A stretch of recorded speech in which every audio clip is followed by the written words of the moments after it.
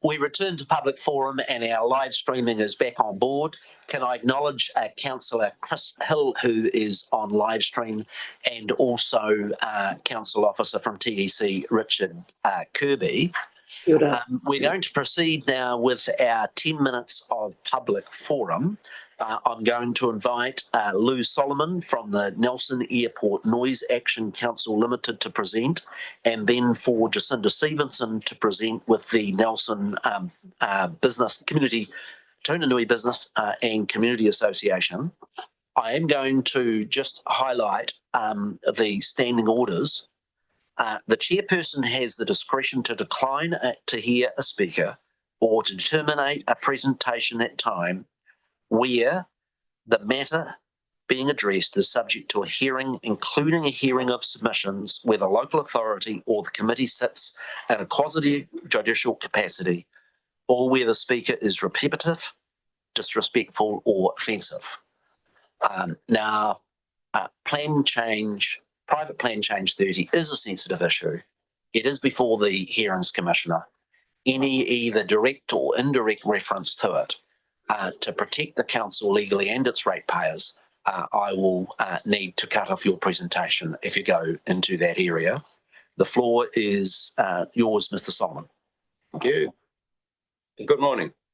My name is Lou Solomon and I'm Chair of and Technical Advisor to Nelson Airport Noise Action Council, incorporated in 1995. The objectives of our society are to campaign for controls over noise from aircraft using Nelson Airport and to assist the appropriate authorities in the monitoring and administration of those controls. Further, we act as a focus for the community to contribute to those objectives. Our expectations of Nelson Airport Limited are, and yours should be, that it at all times acts in good faith in its dealings with our society and with the residents who are affected by the activities at the airport, especially those activities that result in noise nuisance or any increase in noise. To be acting in good faith, statements issued by any organisation must meet all of the following criteria. They must be true. They must be relevant to the topic. They must be unambiguous. They must be timely. Unfortunately, I must report that Nelson Airport has fallen short of our expectations in this regard. The main driver for the formation of our society was the noise originating from engine aircraft testing, which generally occurs sometime between midnight and 3 a.m. This has been and continues to be the cause of the vast majority of noise complaints received by the airport. In 2001, the matter was brought before the Environment Board, the parties being the airport, Nelson City Council, our society, and the Friends of Nelson Haven. The judgment of the court was written verbatim into the rules in the operative Nelson Resource Management Plan. Accordingly, Air Nelson built a noise enclosure at the airport within which to carry out engine tests on their fleet of Saab 340 aircraft.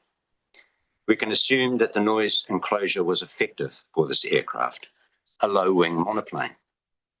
In 2008, Air Nelson/Air New Zealand disposed of the Saabs and commenced a service into Nelson with Bombardier Q300 and ATR 72 aircraft, and the nighttime testing of these marks.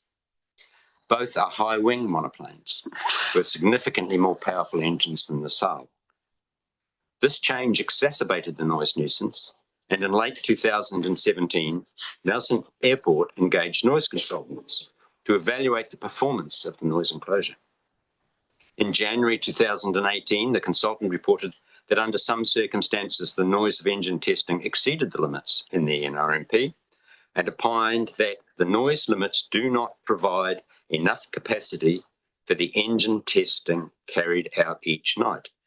And I'll repeat that phrase. The noise limits do not provide enough capacity for the engine testing carried out each night. In other words, the noise limits are at blame, not the testing. We need to change the limits. We take that somewhat cryptic statement to mean that the engine testing exceeded the noise limits set out in the court order and in the NRMP. For reasons which have not been divulged, the noise consultants were again engaged to repeat the exercise, and in December 2018 reported that the engine testing did comply with the limits in the NRMP by a margin of 2 dB. As a result of pressure from our society, Nelson Airport finally agreed to install a permanent noise monitor to measure the noise continually and in real time, and that went live in September 2022. Almost immediately, it became apparent that engine testing was not complying with the noise limits. Continual monitoring showed that during 2023, there were 13 or 14 nights during which there were one or more breaches of the engine testing noise limits by as much as 6 dB. Given this result, our society put the matter to Nelson City Council, and on the 1st of August this year, NCC issued a warning letter to Air New Zealand Regional Maintenance, advising them that they were going over the limits. The executive summary of all that is that after 16 years of Nelson Airport Limited Air New Zealand breaching the noise limits with engine tests on Q300 and ATR aircraft, we have got to first base. The powers that be finally acknowledged that there is a problem. Had the airport acted in good faith on the basis of the January 2018 report from its own noise consultants, we would have been here over 6 years ago. In conclusion, our request is that your expectations of Nelson Airport Limited must be that the company must at all times act in good faith in its dealing with the residents who are affected by the activities at the airport and with those who represent those residents. We cordially invite you to our AGM tonight at 7:30 at the Golf Club, where I'll be further elaborating on this topic. Disclaimer, I have no interest in any property near the airport. I act pro bono. Any questions?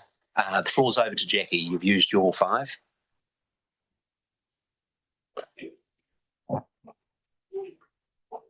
Kia ora. My name is Jacinda Stevenson and I'm here to talk about community.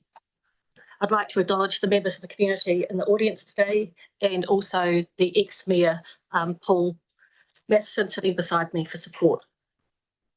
I was raised in rural Golden Bay in a family rich in volunteering, my mum being a driving force to the success of Abbeyfield from land brokering, build and serving on the committee for the past 30 years. My parents now in their 80s still involved with Meals on Wheels. I've lived with my husband raising our family in Te Hūranui beachside community for 28 years. I, along with many of my Te Hūranui Business and Citizens Association board, have never seen a proposal that will have such a wide-reaching and detrimental effect on Te Hūranui. And that is saying something after 20 years of advocating for safety with the state highway and the severance of our community. It's taken decades of advocacy to get safe crossing points at Te Hūranui Drive. I am the chair of both the Te Hūranui Community Hub and the Te Hūranui Business and Citizens Association, both volunteer roles with advocacy for the community forefront. I'd like to quote Local Government NZ.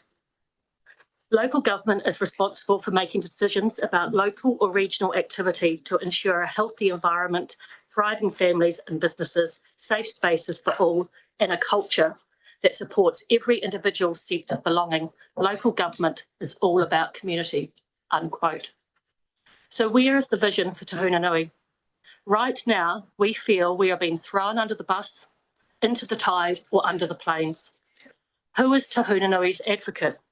It would appear that no one recently, including our council or our MP, is looking after Te Hūranui's interests and working to facilitate and support growth in our beachside community. We seem to be just a photo opportunity when it suits or when an election is due. Is it not both Nelson City Council's and Tasman District Council's responsibility to set the narrative and behaviour of the port and airport boards? There have been a distinct lack of willingness to talk, meet and engage with the most affected communities. All efforts on our part to connect, meet and engage have been rebuffed with a casual arrogance and a dismissal and refusal to front up to our community. Is it compassionate, empathetic and neighbourly when we, as a key stakeholder, aren't included in discussions moving forward? Is this really the standard of conduct that both Nelson City Council and Tasman District Council accept of their appointed representatives? Queenstown Airport appears to have a more inclusive statement and therefore brings the community with them on their journey with transparent community engagement and dialogue and award-winning effective safety features. We request that councillors and staff to look at the Queenstown Lakes District Statement of Expectations and Queenstown Airport Statement of Intent. I do have copies if anyone would like them. We are not against progress. We want a win-win opportunity for all parties involved. We are a clear stakeholder and should be respected as one. We want our community to prosper from this opportunity, as well as the airport and wider region. We have been requesting for years a social impact assessment be undertaken on the Tahunanui community to provide guidance in the managing the consequences of social change arising from proposed and current policies, actions and projects.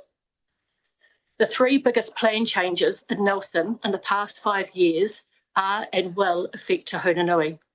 The Nelson Future Access Plan, Plan Change 29, and I'll let you fill in the gap with the third. A social impact assessment provides information to decision makers and affected communities when planning for change. This process will assist decision makers to balance economic, social and environmental needs and promote equitable and sustainable development. Jackie, I do need to pull out that I have known in your submission to the hearings panel you've raised the issues of these social impact changes on the plan changes. You cannot raise that here, as I made plain at the beginning.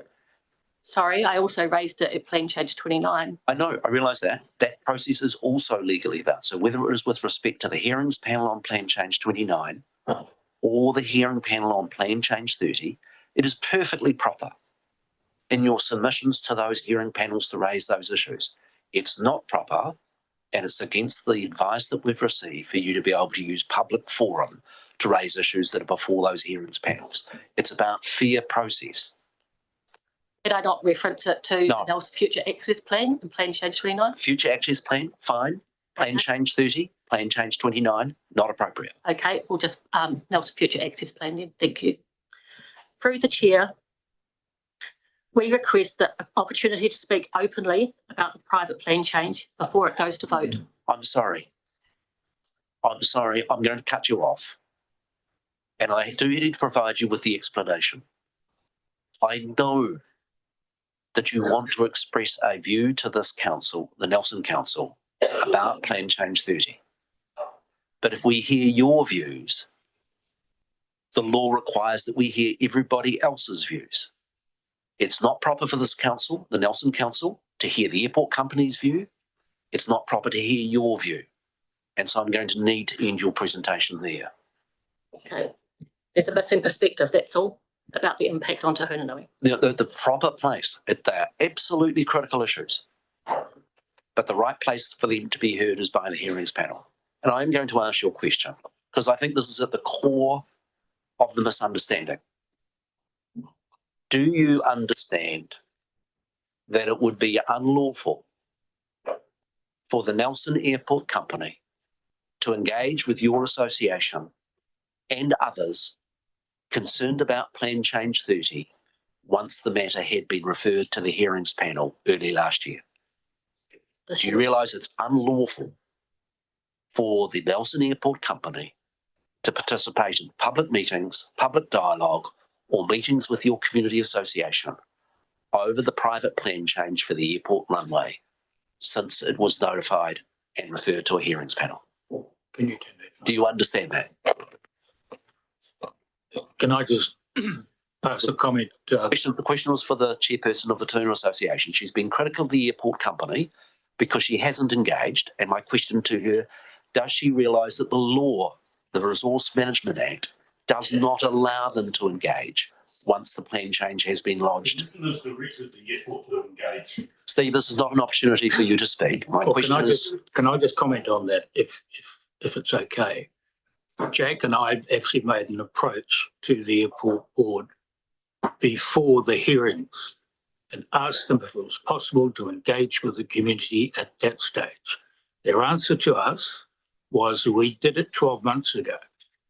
We came back and said, there is an advantage for you to engage with the community prior to the hearings so that you get a better understanding of the effects that this change will have on the community. Their answer, Mr. Mayor, was no. And the answer is legally from the date that the application is lodged with council is when the legal provisions of the RMA that limit the applicant's engagement with other parties comes into effect. Are there any others before wrapping the session up? Can I possibly ask you a question, Mr. Mayor? Oh, look, I'll indulge. Will the councillors get an opportunity to hear what the impact is on the community before they get to vote? No, and I'll tell you why. When the council made a decision to delegate the decision of the airport extension, because we're a 50% shareholder, but also on many contentious consents, councils make that decision. The moment you have made that decision, you've allocated the decision to the hearing panels, and there's been dozens and dozens of submissions.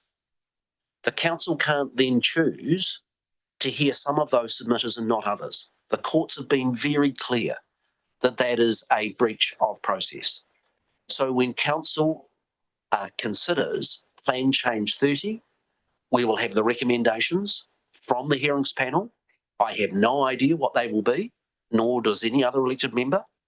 And in that report that they provide to us, they report to us on all the submissions they receive, including your submissions. We only have one choice at that point, and that is to hear all of the submissions all over again, or to accept the decision of the independent hearings panel. And so I wanted to provide that answer to you so that you can understand. I understand your frustration. You're wanting to lobby, you're wanting to engage with Nelson City councillors that will hear that hearings report. We're not able to do so under the legal process of the Resource Management Act. Who is our advocate as a community if our council is not? Well, ultimately, the hearings process is the point of which that occurs. And ultimately, there is the possibility that the decision may be appealed to the Environment Court. I specifically, and on the last point I'll close on because we have exceeded public forum, I deliberately made the decision at the beginning of this council term to appoint a liaison councillor, Campbell Rollo, to help be your advocate.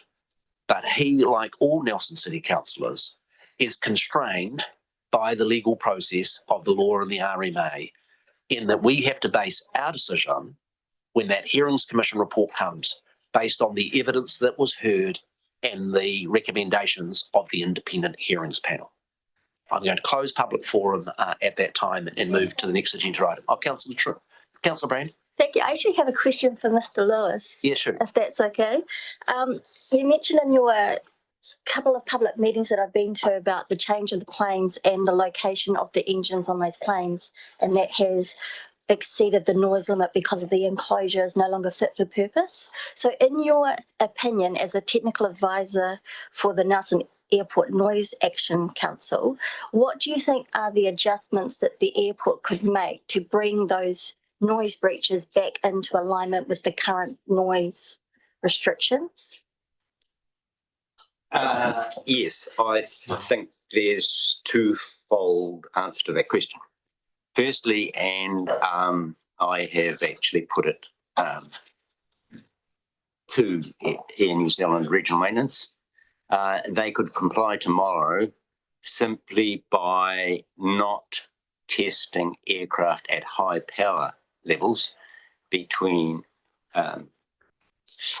11 p.m. to 6 a.m. 10 p.m. to 6 a.m.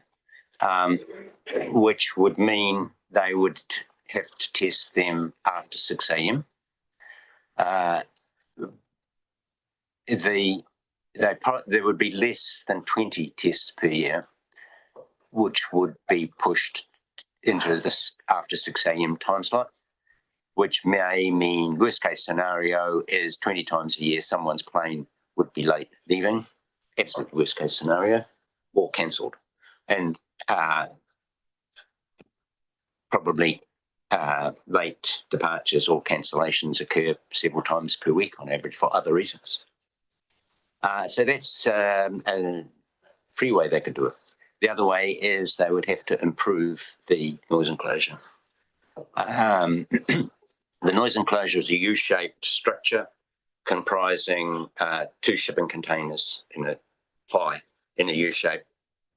They could raise it up. They could excavate and drop the plane down. I'm not an expert on constructing noise enclosures. But what is there is cheap and rudimentary. It's been described as rudimentary by Nelson Airport's own noise consultant. And that would probably be the other way of doing it. Just what precisely would need to be done is beyond my level of expertise.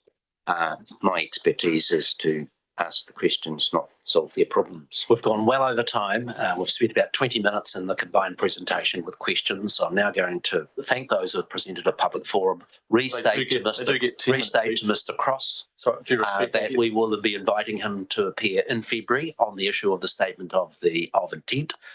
And so council officers will be in touch with you to schedule that time. We move to the next item on the agenda. It's the confirmation of minutes. We have the minutes from the joint council meeting of 12 March, 9 July and 23rd July. We'd like to consider those all together if there's no objection, and we'll move from the chair that they be adopted. Is there, thank you. Is there a seconder for the adoption of those minutes? Thanks, Councillor Mailing. All those in favour, please say aye. To the contrary, carried. We come to item 6 on the agenda, which is the Nelson Tasman Future Development Strategy.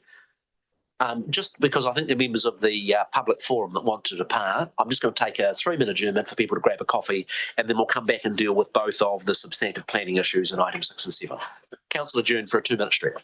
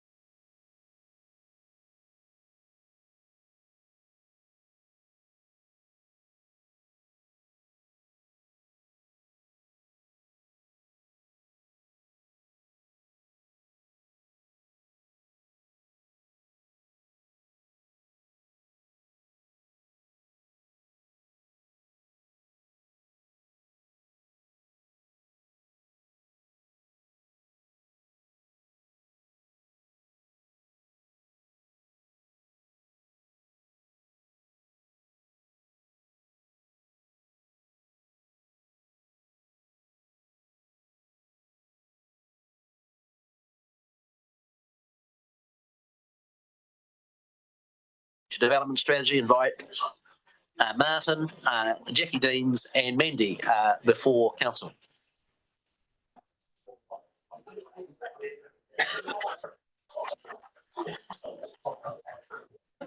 We have your report before us. Welcome your comments, and then we'll have questions from elected members.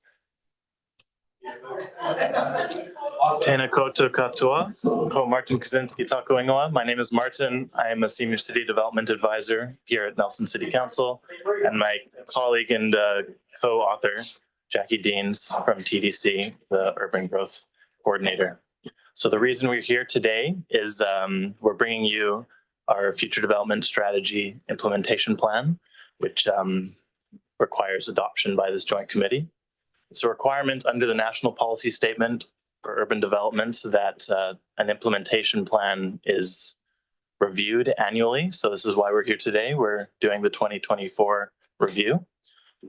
Essentially, this document just compiles projects that both councils and its stakeholders are undertaking to further the objectives within our future development strategy. And the report in front of you really just focuses on the substantive changes that have happened over the last year. And most of the document remains similar, but we'll just talk to you today about some of the big changes. So roughly, we have some joint projects. We have Nelson specific, we have TDC specific, and we have stakeholder specific. So the big things happened for our joint councils is the adoption of our new LTP. And sitting behind that as supporting evidence is our housing and business capacity assessment, which is another requirement under the National Policy Statement on Urban Development, which basically tracks, are we keeping up with supplying enough land to meet our projected demand? So that was completed in June 2024. Another joint project update was that in the last year, we completed the scoping work for our joint urban development entity, at which time it was determined that that would be infeasible for our councils to undertake any further.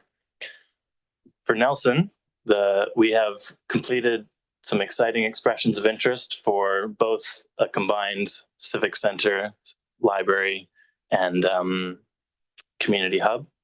And we've also gone out with an expression of interest for 3 central city real estate opportunities for potentially housing, but other business opportunities. Work continues on Bridge to Better and Miller's Acre Regional Bus Hub. And Plan Change 29 hearings have completed, and we are awaiting a decision in the new year. Any further comments, Jackie? Yeah, just a few more if I may. Yeah, so from Tasman's side, we've been busy working on several plan changes since the last FDS implementation plan. Some of those are operative. One is currently under appeal, and we currently have a very large Plan Change 81, which we started community engagement on, and that's seeking to rezone about half of the FDS sites in Tasman. Also, a number of master plans underway for Marpur and Motueka, and we adopted the Richmond Spatial Plan this year. On the community facility side in Tasman, there's quite a bit of work going on as well. We've got plans that are progressing for new and upgraded facilities for Brightwater and Wakefield. We've got the Motueka swimming pool, and we also have a community hub in Tapawera that's progressing. And then just quickly, in terms of the major changes with the external stakeholders from the last FDS implementation plan, the most notable ones probably relate to Kayanga Ora, which following their independent review, that has changed their developer role in the longer term, and their development pipeline is also now under greater scrutiny for the region as a whole. So there are just remaining about 66 homes left to deliver in the Nelson Tasman region by the middle of next year. NZTA Waka Kotahi, of course, we have the Hope Bypass, which is now a road of national significance. Work has started on the business case now, and construction may commence in 2033, depending on the outcome of that business case. We've also seen changes to the National Land Transport Fund from the 2021 to 24 fund, and that's affected some of our walking and cycling and local road improvement plans.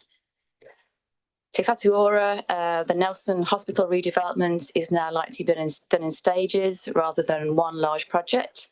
And there's a master plan currently underway for that. And then just finally, the NRSBU and the landfill business unit have both adopted their activity management plans since the last FTS implementation plan. That's it. Thank you. Happy to take any questions. Sure. Just can I kick off with a starting question? What's the deadline for us under the National Policy Statement on Urban Development to complete the annual review? And the reason I'm interested in that is because last week's Environment Court decision approving 750 homes up the Maitai is quite material and significant. Has it been included in it? And if not, should it be relative to the timetable of which we have to meet the reporting requirements of the NPS? I can start on that one, and Martin can probably talk to the plan change. The requirement is to make an annual implementation plan available each year, and the last one we did was published and adopted in November 23. So hence we're here now in November 24. It stays no more than that, just annually. Does it include the significant decision by the Environment Court for the plan change 28 and those 750 homes up the Maitai? So within this, through the chair, within this report, we don't go into specifics, really. We have indicated that we expect this plan change to be completed in the short term and will be coming online, and that there are projects in our LTP to enable it. But it doesn't go into specifics about numbers of homes. That's really what the purpose of the housing and business capacity assessment is. Thank you. Other questions from colleagues? I'll take Councillor Melling, then Councillor Rollo. Thank you, Mr. Mayor. Jackie, with the National Policy Statement on Urban Development likely to come out early next year, have you had any indications of changes that will affect us going forward? So we're talking there about a new National Policy Statement, Urban Development, yeah. I mean, there is quite a lot of material at the moment floating around in press releases and things, but the detail is yet to be seen. We know that the government has plans to probably require councils to zone land for 30 years rather than, say, the 10 years, which Tasman is currently doing. And we know that future development strategies in the future will probably have to look at a 50-year time frame rather than 30. So there's sound bites like that coming out, but we haven't really seen the detail yet. So we'll have to wait and see what the bill says next year. Next councillor is Rollo, and then I've got Butler, McKenzie and Stallard. Thanks, Mayor Nick, and just through to the staff. On page 22, item 4.13.3 around the review of the e-bus service that's going on there now, and it speaks here about such as additional weekend services on regional routes to Wakefield and Motueka, and some other changes. Would anyone be able to speak to how that review is actually going? Getting a lot of feedback that it seems to be for people that are on the bus only, but are we getting some good feedback from the wider region? And when can we expect as a wider council to get some updates on that review? Through the chair, we don't have that information with us today. It doesn't look like we have someone in the room who could speak to that. Councillor Celia Butler. Thank you. Through the chair. I just wanted to ask about Kāinga Ora, and do you, it would be good to just know a little bit more about what the role of Kāinga Ora is going to be in the future, and whether or not their change and their function and role is going to actually impact us being able to roll out the future development strategy. And I'm thinking particularly in terms of affordability of people who actually will need to, who will be anticipating some social housing. And we've got our community housing providers are we expecting that they will fill the gap? Just a little bit more explanation about that, as how that's going to impact the FDS. Thank you. Through the Mayor. So the review is currently going through various stages. We've been discussing things with Kangora quite regularly for that reason. At the moment, the only confirmed information that we have is that the development pipeline until the middle of next year will be for, I think it was 60 additional houses, we said, just over 60. Beyond the middle of next year, they don't have clarity themselves yet in terms of what that pipeline may or may not look like. We've heard that there's going to be contractions to their urban development role. So quite likely becoming more of a social housing landlord, as traditionally, I suppose. And the other thing we know about is the government has announced funding for 1,500 community housing provider houses. As to where they're going to be within the country, we haven't yet had confirmation, but we're in close contact with the Ministry of Housing and Urban Development, who are administering that fund, apparently. Thank you. I'm going to have Councillor Mackenzie, then Stallard, then I've got a list worked up and I have you on my list, Councillor Sansa. Councillor Christine Mackenzie. Thank you very much, through you, Mayor Nick. I guess my question was really on the situation with social housing, because I do note in the monitoring report on the National Policy Statement on Urban Development, since 2016, Nelson's had a 7-fold increase in people eligible for social housing, and Tasman's had a 9-fold increase.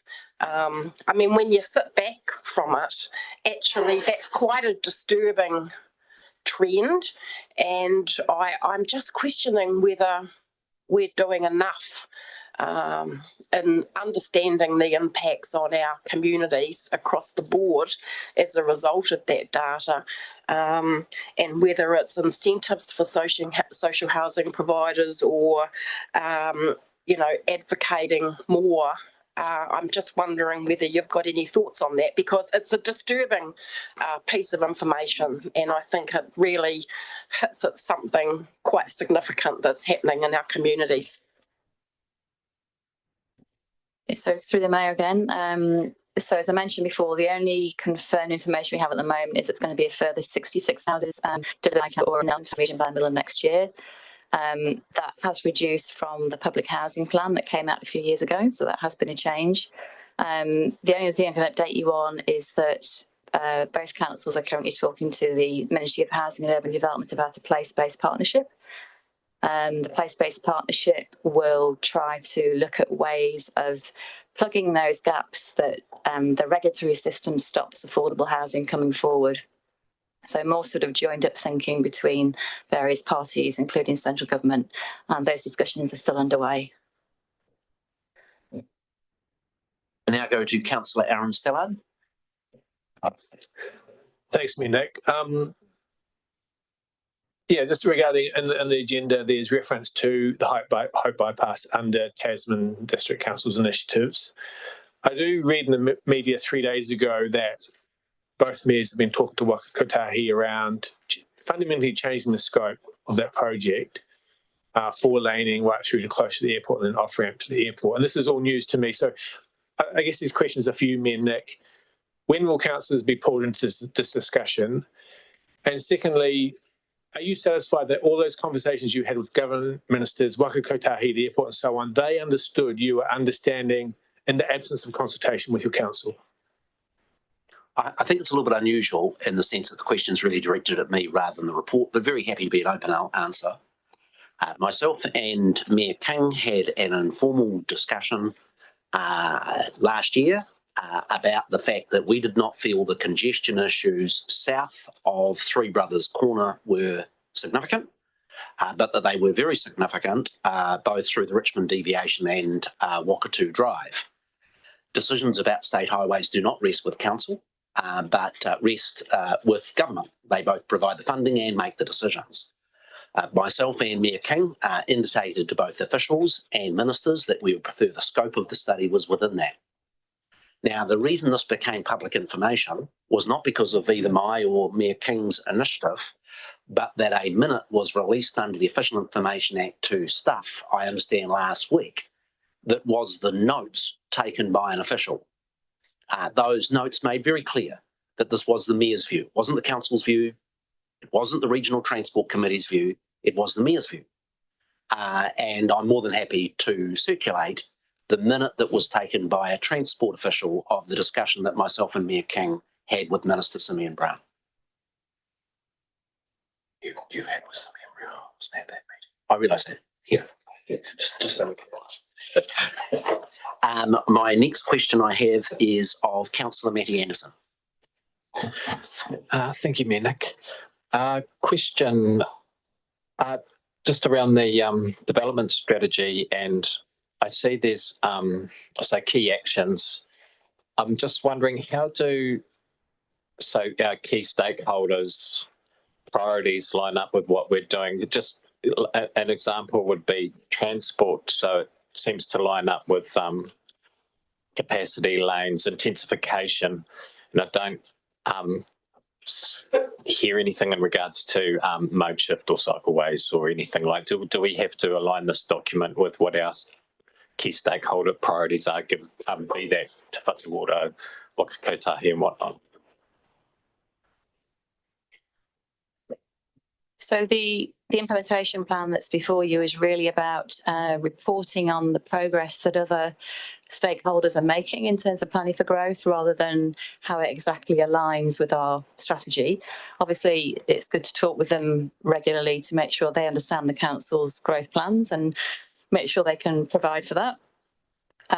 In relation to NZTA specifically, I think it's probably what I mentioned before, just that the changes to the National Land Transport Fund have affected some of the council's plans for walking and cycling schemes. But I think both councils, or certainly Tasman anyway, still has a commitment to progress those in the longer term, as and when funding may become available. Next question is Councillor Mike McMillan. Thank you. Through the Mayor.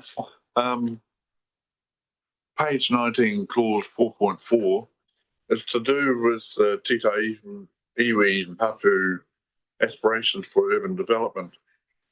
Is that urban development specifically relating to iwi, or is that the urban development for the holistic region?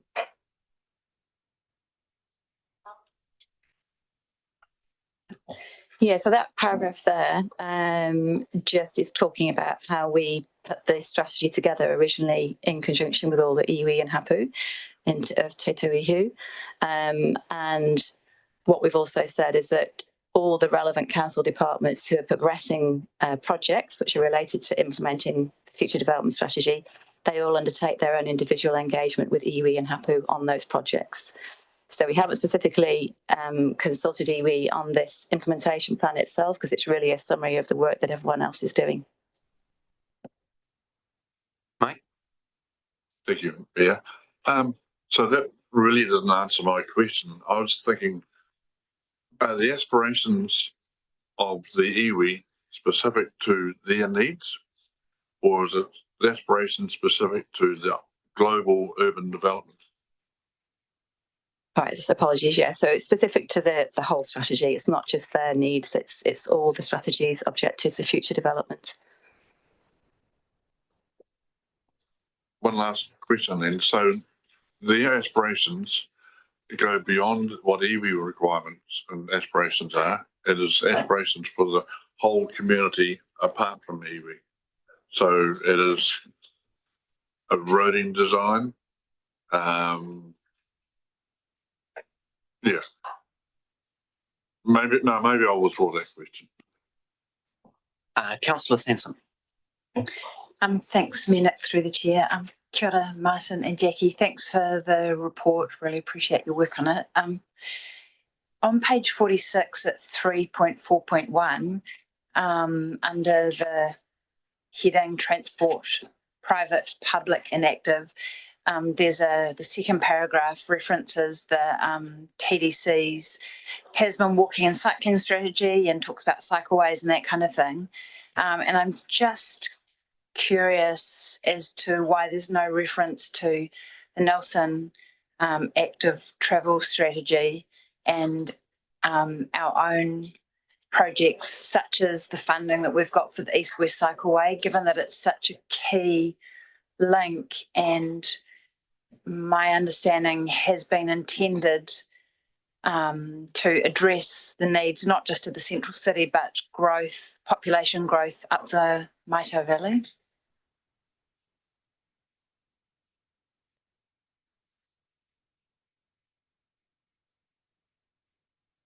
Through the chair, without me just scanning this whole section in front of you all, we do continue to reference the active transport strategy. And I suppose the reason it's not emphasized with project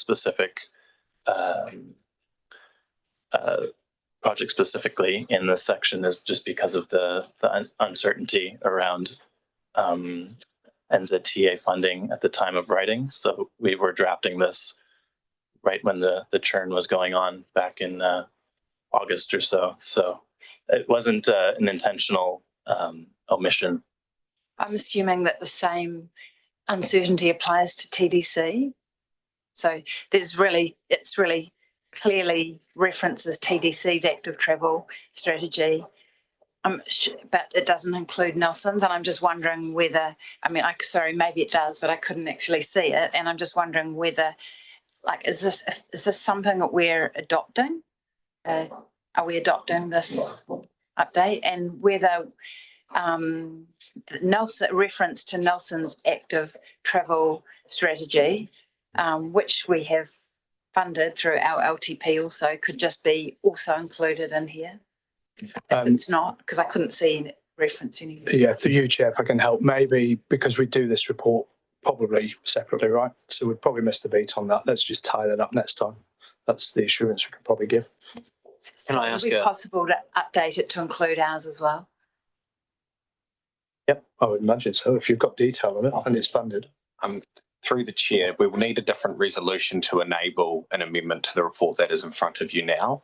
When I went through and reviewed the document, where possible, tried to be agnostic to both individuals' council. So if you see on the top of that page, it references active transport strategies rather than specifically the names of both councils' active transport strategies, because we use different terminology across the two councils, so tried to make sure that it was agnostic. If we wanted to make a specific amendment, we would need another recommendation to enable those minor amendments to be made before it was adopted. I can see Tasman's walking and cycling strategy 2022 to 2052. So it does actually specifically name these. I was just curious as to why there was no reference to Nelson. So I'd be quite keen to.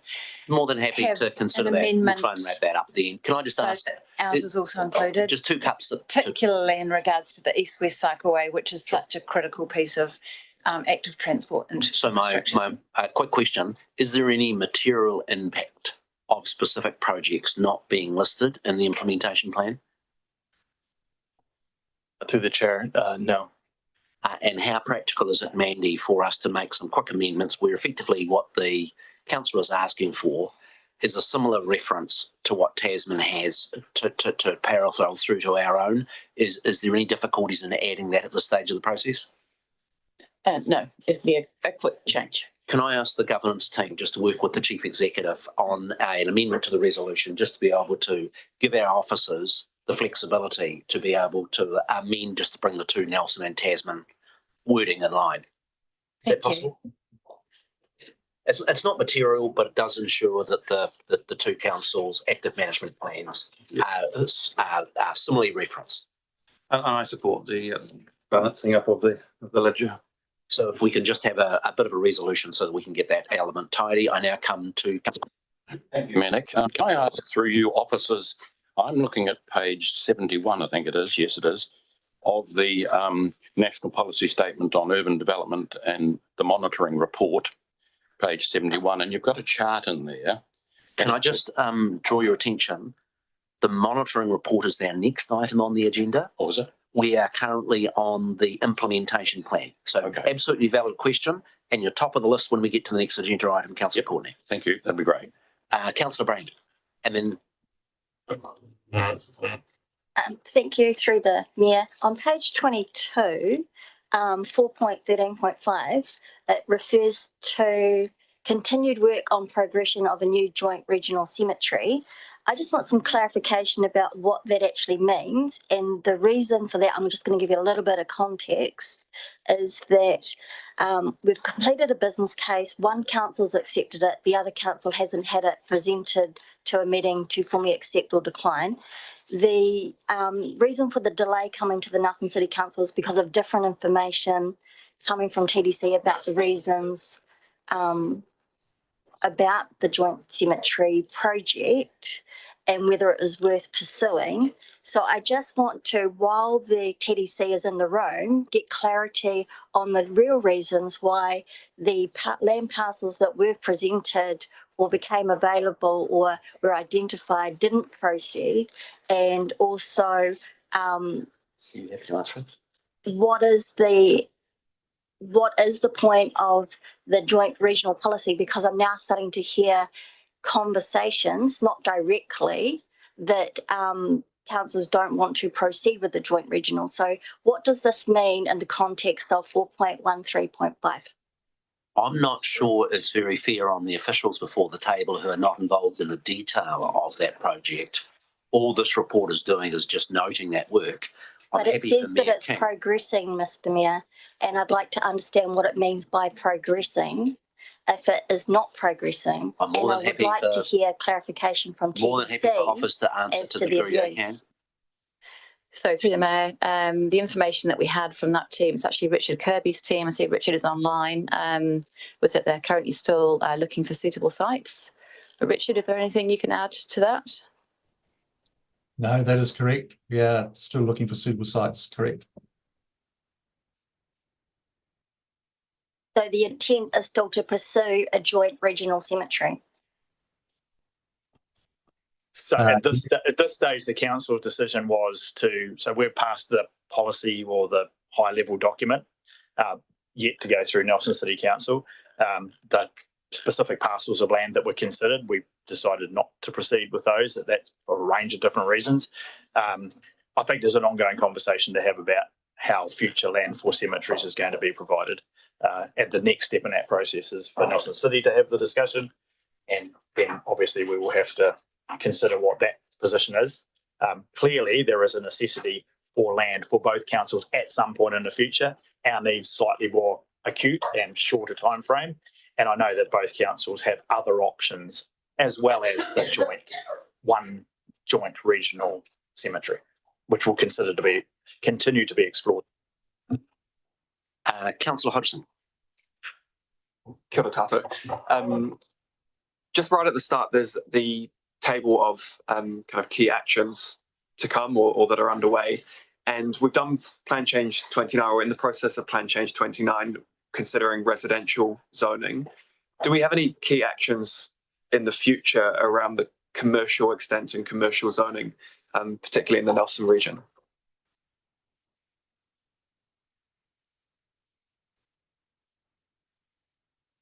Sorry, can you repeat the question? Yeah, just interested in the key actions table and whether we have anything in the pipeline around commercial zoning. We've done Plan Change 29, which has taken a really thorough look at residential zoning. I know there are some processes that might precede looking at commercial zoning and the extent of our commercial zones, but I can't see anything in there that kind of pins when we might see changes or if changes are planned. So through the chair, nothing specific for commercial zoning per se at this time. Does it need to be in there? I'm just looking at the future development strategy, and it seems like quite a critical part of planning for future development. But so through the chair, this is just the implementation plan, which identifies the things that are happening now and updating on the process. The actual future development strategy itself is something that would capture that. And through the chair, the conclusions from, or the findings from the latest housing and business capacity assessment found that when we combine our commercial and business zone across the joint region, we have sufficient land available. So we're not in an acute need to do actions there at this time. Okay, Councillor Hodgson, I'm going to have Councillor Anderson's got a further question, then Councillor Benge, and then I think I'd like councillors to consider the resolution that's up on the screen with the suggested amendment. Councillor Anderson. Thank you, Mayor Nick. Just iwi and hapu values and aspirations. I was just wondering, what does consultation with hapu look like? I get the iwi thing. So through the Mayor, that was when we prepared the future development strategy, and in the case of Tasman, that involved hapu from Mohua and from also Te Whina Marae, who were involved in putting together those values and aspirations. Councillor Benge. Thank you, Mayor Nick. On page 48, 3.7 talks about climate change adaptation, and that's we're planning for it, including sea level rise. What model are you using for sea level rise? Because this is a moving target, and it would be good to know what your model is that you are looking at.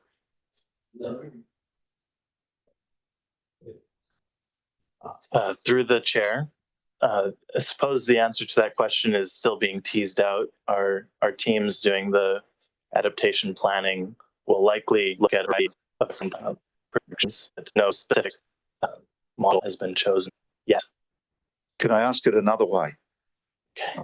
Is your model one of a creep of so many centimetres or millimetres a year, or is it based on the fact that the glaciers in Antarctic, which would mean that it could be several metres all at once rather than a creep? I would, through the chair, I would need to defer to my colleagues working in that space. I don't have that level of detail. I've got a cheeky mayor from Tasman that wants to ask us up, and I'm going to indulge him. The only question I have in relation to this is there currently agreement between the two councils about a consistent approach, given that the decisions that are going to be made around zoning, consenting, building, and we are doing this jointly across the border on Champion Road. So at this stage, is there a consistent approach to the application of whatever the guidance is around future sea level rise scenarios? I think I'll answer that. There isn't at the moment, and we've got a workshop in the new year in our council to discuss this, and we're tackling that. It's a really important conversation, and I would like to get consistency, Mayor Tim, but we're not at this point consistent. I've got these visions in my mind of our planners having a different sea level in Tasman as compared with Nelson. And it's got me bemused, thus the importance of that workshop. We could have a more difficult question, Councillor. We could issue different tide tables, I guess. We already do. Thank you. What a beautiful thing. That's the problem when you've got a Navy guy running the council.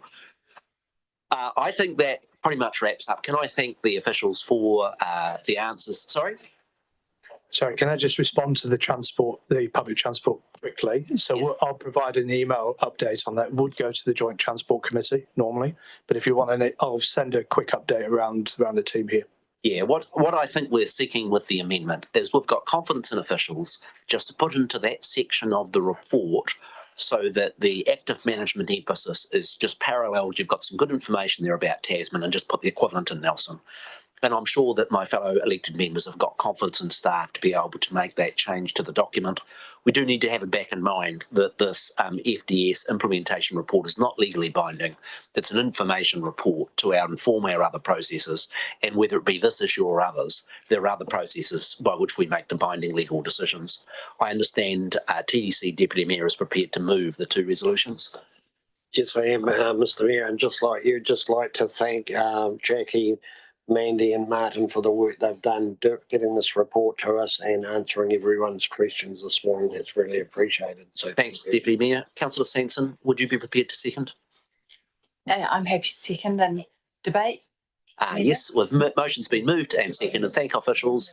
More than happy to have debate where those wish to make a contribution. Shall I go? The floor is Councillor Sanson's. Yeah, thanks. Just want to thank staff for this and also to acknowledge Councillor Mackenzie's highlighting the community and social housing challenge that our region's facing. And I really appreciate that TDC and NCC staff are working together with MHUD on exploring the possibility of a place-based partnership. I think from consideration of other regions that have effectively tackled community and affordable housing issues, the place-based partnerships have been really critical to that. Getting the councils and government agencies and community housing providers and iwi around the table. So just really want to support that initiative and look forward to it moving ahead and coming back to our councils in due course. And just probably also just a response maybe to comment from the chair, but not a negative one, just that I know, the addition of things like Nelson's active travel strategy into this document might seem really minor, but I think I've learned, like I'm now in my 6th year on council, I've learned that it's actually important to have those things referenced all the way along so that you have supporting evidence and documentation when you're advocating for some outcome that's really important. So thanks. Understood. Any other contributions before I put the resolutions? That being the case, I'll put resolutions 1 and 2 that have been moved by Deputy Mayor Bryant and Councillor Sanson. All those in favour, please say aye. Aye. To the contrary, say no. That is carried. We come to item 7 on the agenda, which is the monitoring report on the National Policy Statement of Urban Development, and invite Bridget, Briley and Mandy before Council.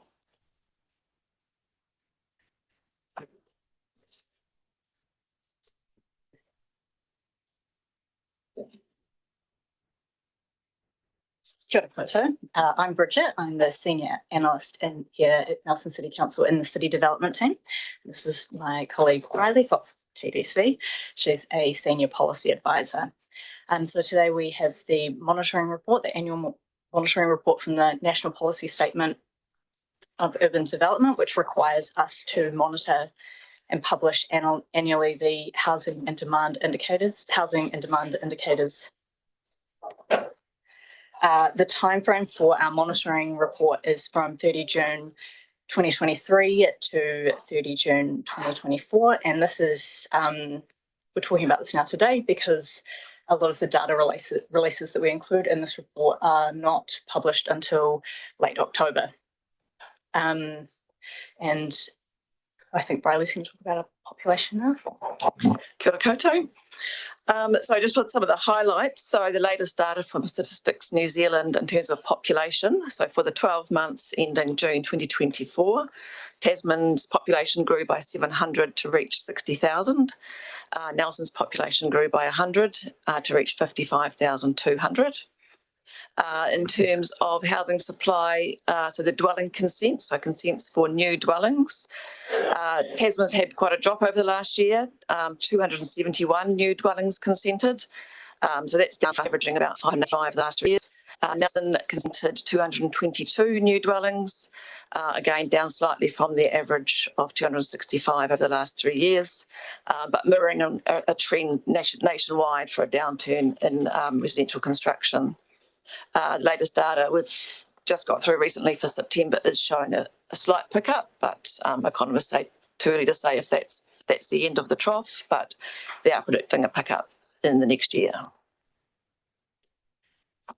And I'll just add to that Nelson's dwelling type has an increase in the proportion of apartments from 12% last year, kind of signalling that shift towards intensification, which is also backed up by Lynn's data, which is showing a trend towards smaller lot sizes in new subdivisions. Happy to take questions. Okay, I'm going to have Councillor Courtney first because I did promise him the very first question. Yes, I went too far with my reading. On to the next item. Through you, Mayor Nick, to officers. I just wanted to highlight, and you'll be all over this no doubt, it says 71 and then I see a small 7 here in respect to where it is on the agenda, but I'm looking at the dwelling capacity by urban environment and the chart, and it clearly shows there that the short-term period, 1 to 3 years, and the long-term period, 11 to 30 years, is covered by both Tasman and Nelson. But jumping out at me is the insufficient capacity over the medium term, which is 4 to 10 years. Now, I would like to think that that's covered in our strategies and our planning to cope with that, because otherwise we do have a problem.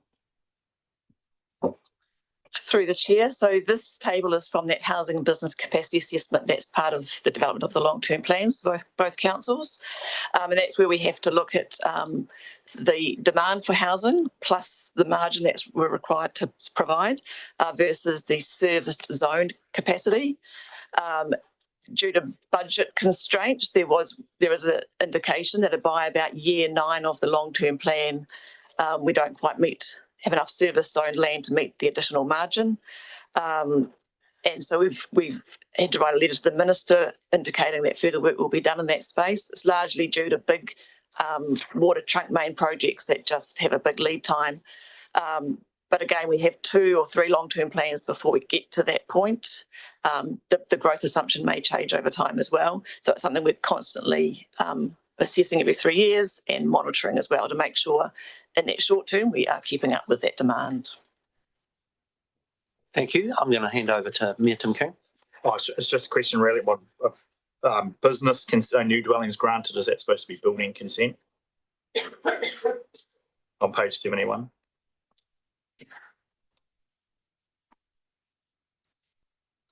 Bottom headline above housing supply indicators.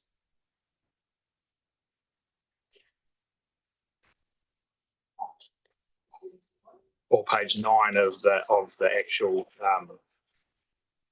update.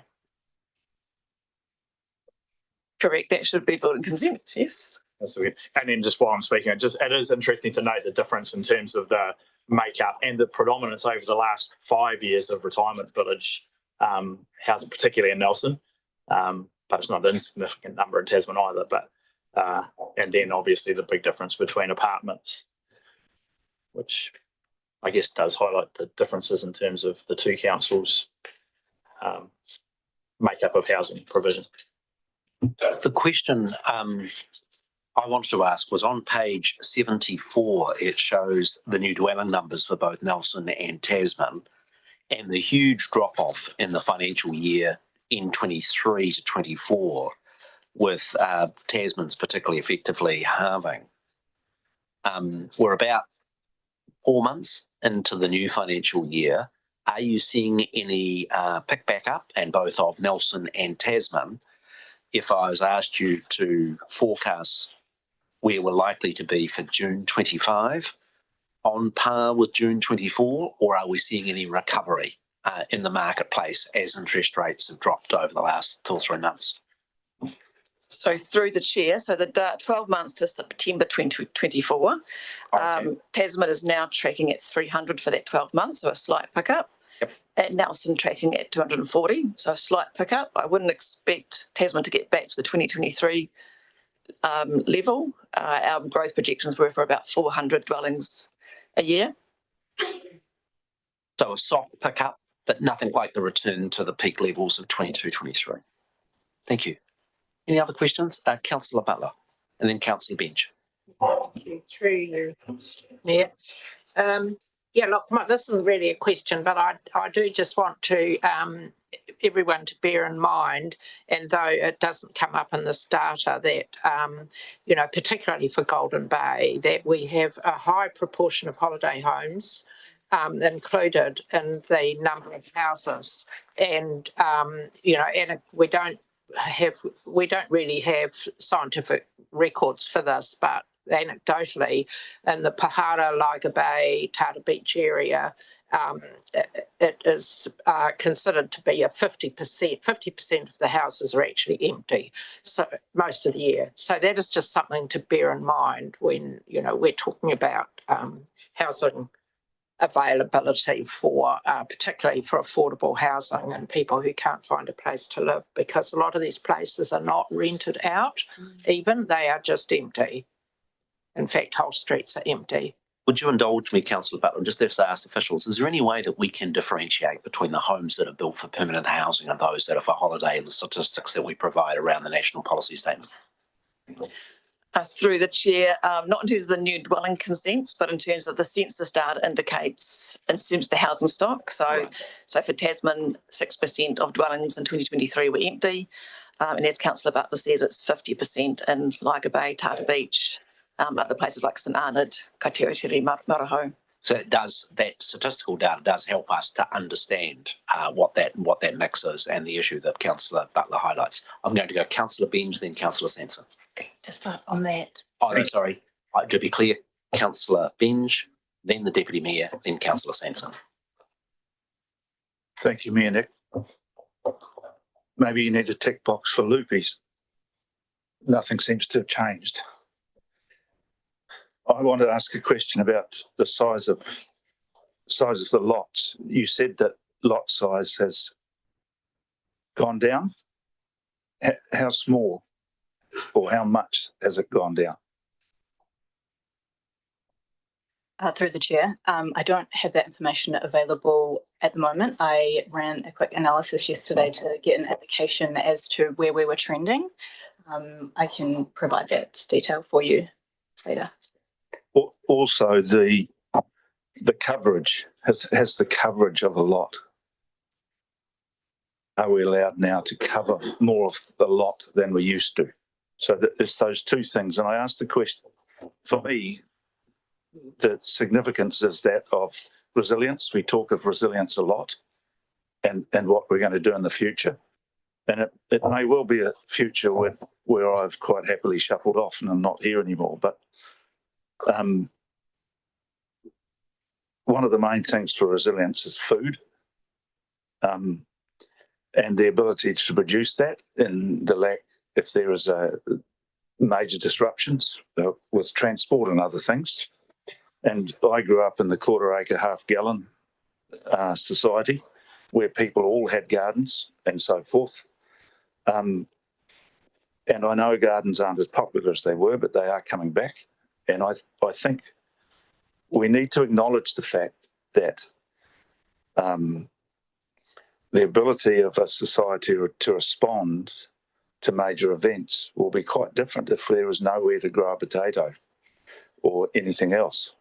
And I think if our lot sizes and our coverage of those smaller lots has gone up, that we just simply need to acknowledge that when we talk about climate change, resilience to those things, because I think it is real, even if it's going to happen to my children or grandchildren rather than me.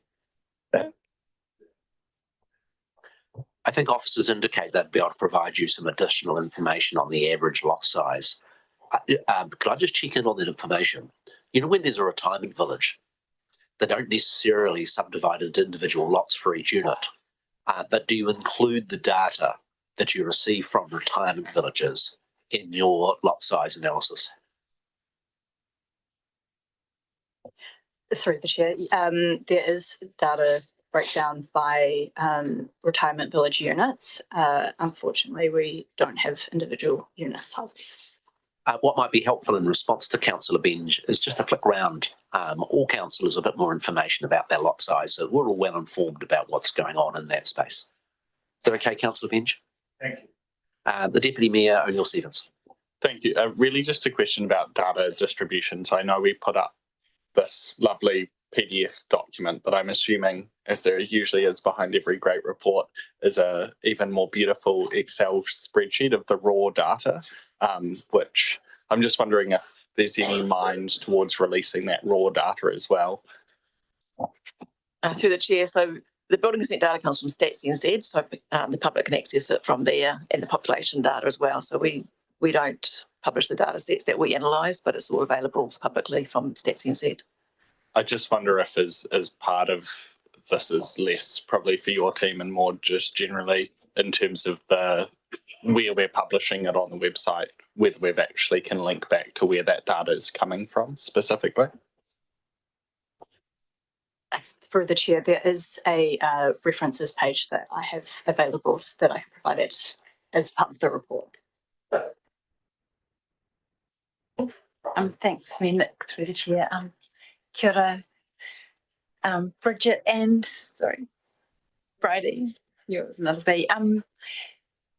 Brady, it was really interesting hearing the data around empty houses for Tasman, and I was just wondering whether the same data is available for Nelson. First of all, if so, maybe it could just be circulated after the meeting.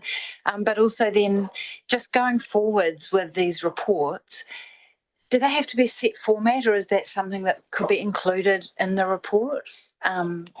Maybe just the number of houses empty across the region, and then if there's any particular neighbourhoods that have a high proportion of empty homes. I think it just could be really useful data for us when we're understanding housing and development impacts in our community. Through the chair, that's data that we get every 5 years from the census, so it's not something we'd be updating every year. It's something that would feed into our environmental assessments that we do for the long-term plan. It is information when we do a census update, we'll include that as well. It deals with all questions, and I'll take a question from Councillor Skinner. I just advise councillors that we are quite a lot behind schedule, and I've got the directors of IHL, Port Company and the like waiting with a number of items. I'll hold Councillor on to the question, more the debate, wait for the debate. Thank you. Good as gold. If there are no further questions, then conclude.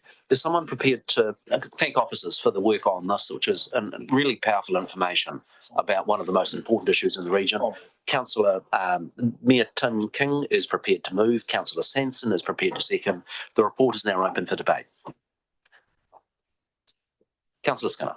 Hey, thank you once again. Thank you for the staff, both councils on that. I'm very passionate, as I know we all are, on the housing and how we monitor and develop it. But it was very, very helpful stat when you're trying to unpick and understand the complexities and levers in enabling housing. My hope in the near future, especially with the official cash rate dropping, and I can see affordability makes it difficult for consents and confidence. Hope with the official cash rate dropping that we can pull some more levers. So I plead, I know it's always difficult to find the answers, but plead where we can. Nelson City Council especially, because I feel like the load's been unevenly yoked with TDC, taking a lot of the burden of the housing, and I'd like to think Nelson could make more land available. And it's often thought that we don't have land available. We have plenty of land available, maybe not in this great expanses of the bigger region of Tasman, but especially in Nelson North. I think we need to put the likes of Haida back on the books, which was something 20 years ago that was looked as a bit of a satellite town and village. And I know 2-3 years ago we sort of put the brakes on that, and we as a council already own some land out there.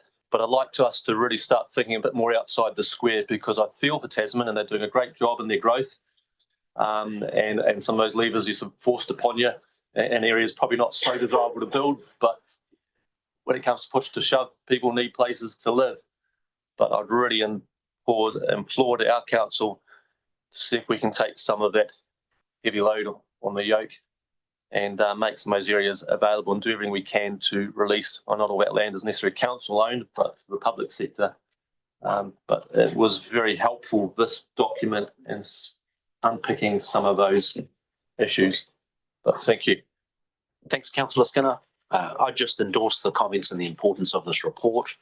One of the things that does worry me as Nelson Mayor is that rents have continued to rise quite sharply by about 8% in the last year, when nationally they've gone right off the boil. And so we need to keep all the pressure we can on improving housing supply in both Nelson and Tasman, getting as much development from the public sector, from the community sector, as well as from the private sector, because supply is pivotal to us making both rentals and housing more affordability for our community, and support the report.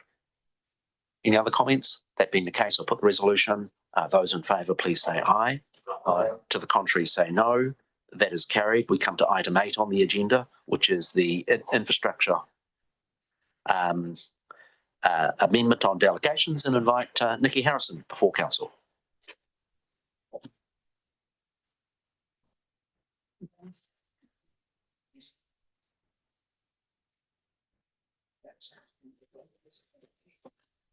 Thank you. Through the chair, the IHL board structure has been in place now for 18 months, and part of the transition arrangement was that there would be a board review after a period of time. This report is really a procedural report in that officers recommend that the delegations get temporarily changed in relation to the IHL group board review, so that any decisions from the board review will actually come back to this forum in March 2025, so that everyone hears the same debate and questions. So happy to take any further questions. Any questions from colleagues? It's relatively straightforward. Oh, Councillor McKenzie. Thank you very much, Mayor Nick. I don't have a question, but I'm happy to move the resolution. Thank you. Is there somebody that's prepared to second? Thanks, Councillor Mayling. If there's reasonably straightforward procedural issue, it is going to be an important issue for us to consider in the new year when we get those reports. It's been moved and seconded. Any colleague wanting to debate the resolution? That being the case, I'll put it. All those in favour, please say aye. To the contrary, say no. That is carried. We come to item 9, the 6-month strategic reports, and we invite the Board of Infrastructure Holdings. Look, we've been going continuously for another hour. Just while we give a chance for our board members to come in, let's just take a 2-minute stretch.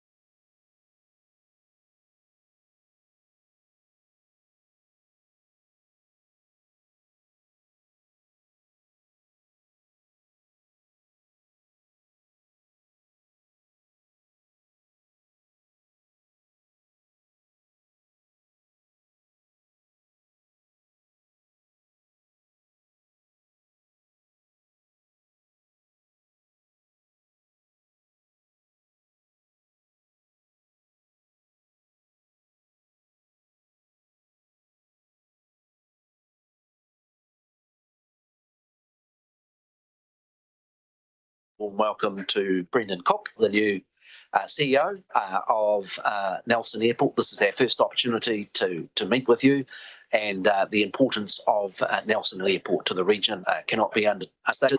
And also congratulations and welcome to Matt McDonald, who has been an existing staff member but is now the Chief Executive of the Port Company.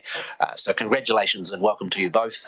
And I'll now hand over to Sue, who we also welcome as Chair of IHL on the 6-month strategic presentations. Thank you, Mayor. Kia ora koutou katoa. I would also like to introduce to this audience Mark Lovard, who's been working for a few months as Executive Officer of Infrastructure Holdings Limited. I think this is the first time that Mark has been in this particular forum, and some of you may not have met him before. Mark has a background in finance and corporate services and a number of roles with government and local government entities, including airports. And often as head of finance. So he's well versed in treasury operations, our core business, and strategy, and is in the process of moving from Wellington to the Tasman region. And my apologies for not acknowledging you at the beginning, Mark. You've made all good choices except moving to Tasman, but we'll leave that to us.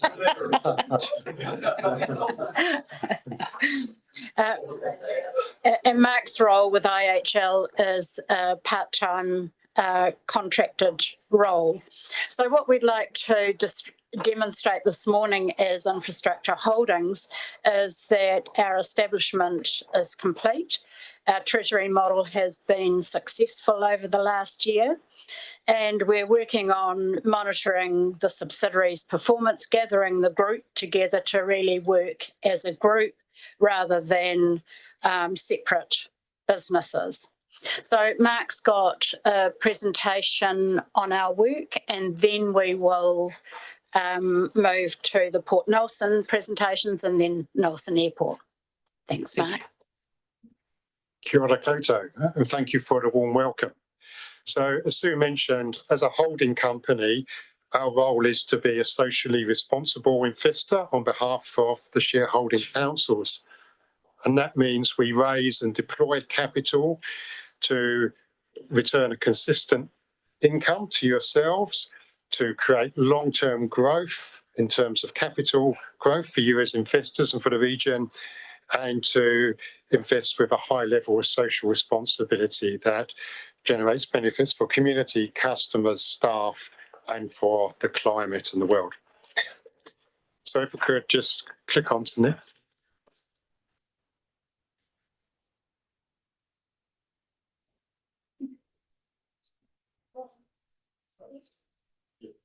So you'll see those things coming through in our 24 financial year 24 key highlights.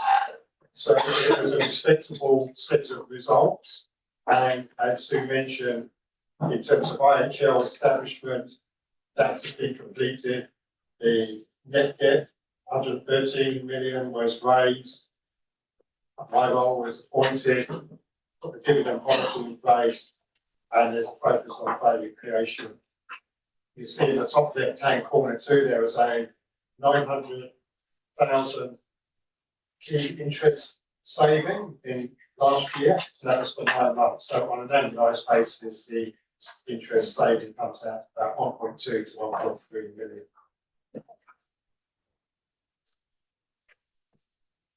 Then looking forward, just as we start the planning cycle, our focus continues to be in those areas as we work with the subsidiaries. There is the creation of shareholder value. There's a focus on staff in terms of safety and staff engagement, focus on customer and community, creating high satisfaction. And with regard to climate change, we're looking at the next really tangible steps we can take as a group to move the dial.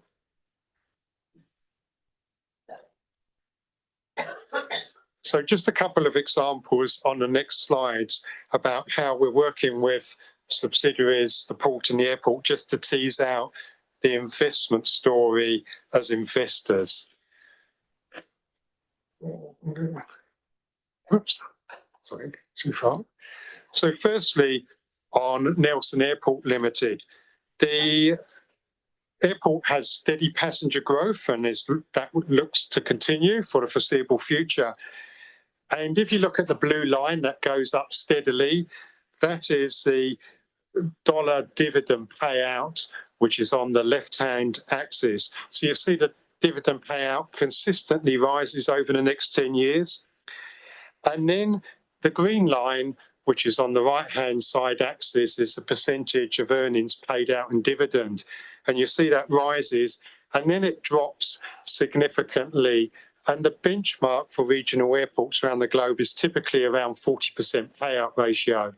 Now, that's not a bad thing. What it says is the airport is retaining more of the earnings to reinvest in future growth, particularly Jenkins Creek. So, as I mentioned up front, we want to deploy capital into growth areas which make a superior return for the shareholders. So that's what's happening here. And as funders who are deploying the capital, we need to work with subsidiaries, in this case the airport, and make sure that the reinvestment of earnings is going to earn a return that exceeds the return on equity that you require, firstly, and secondly, that the airport is using the optimal mix of debt versus retained earnings in terms of its funding. So that's one of the areas we're looking at with the airport, and that's a growth story coming out of the airport. And as investors, how do we support that growth? Then if we look at the port has quite a different investment profile and story. The dotted red line is the revenue growth percentage per year, which is on the right-hand axis. And you can see that tails off from 6% and then fluctuates between 0 and 2% in the outer years.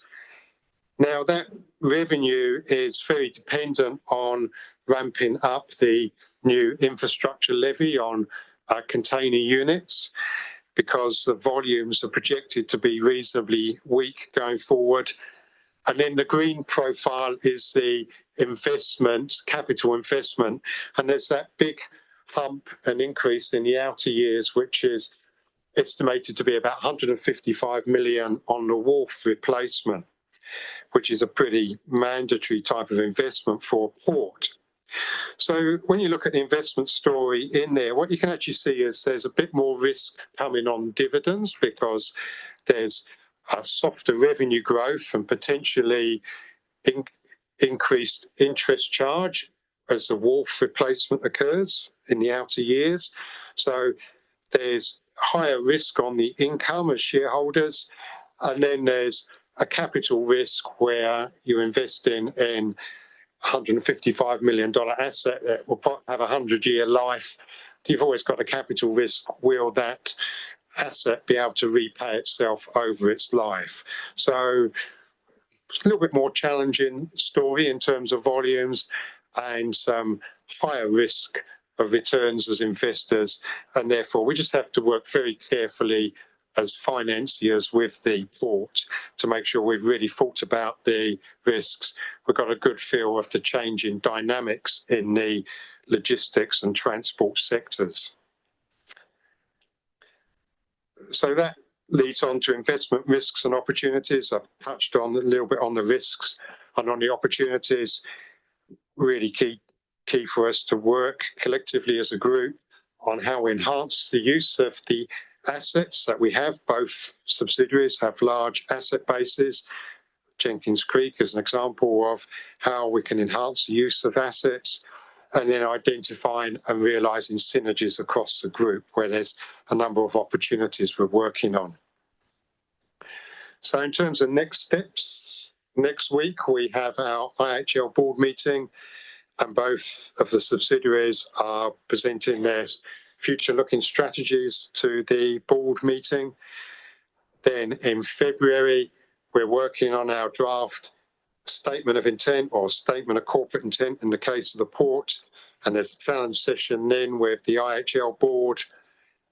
Out of that comes our draft statement of intent for the whole group, the IHL one, and we'll be submitting that to the shareholders. And then based on feedback, we will submit the final one in July. And then on an ongoing, we're working collectively as a group to really look at opportunities to create more value for ourselves as shareholders and for the region, and how we deliver a sound return on investment that matches up with best practice benchmarks around the globe. So just about perfect timing, I think. Was it your preference to take questions with each section, Sue, or are you happy to take the 3 presentations and then do questions at the end? I'm a little bit concerned about time frame. We're about an hour behind where we should. We're happy that we can work with you in that respect. Thank you. So who's on my agenda? Port Nelson.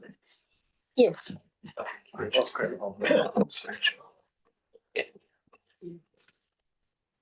Thank you.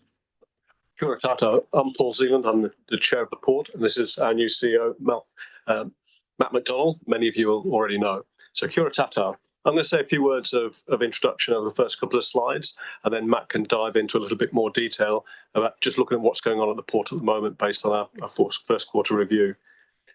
Business environment continues to be tough, as we all know from our own experiences, and that's impacting on our customers and our cargo.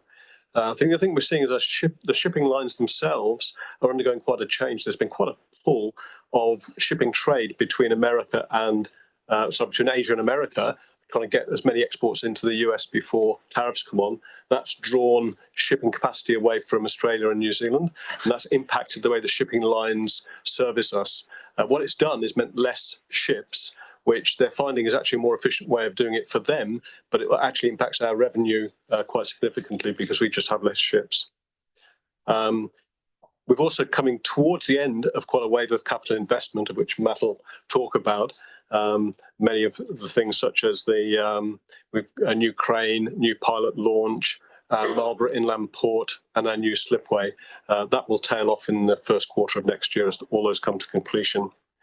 I think lastly, recognising we're in tougher times than we had anticipated right now, we have got a profit improvement plan underway inside the business to try and look at what we can save, what we can defer, and how we can grab back some of that profitability which is being lost as a result of our customer reduced numbers.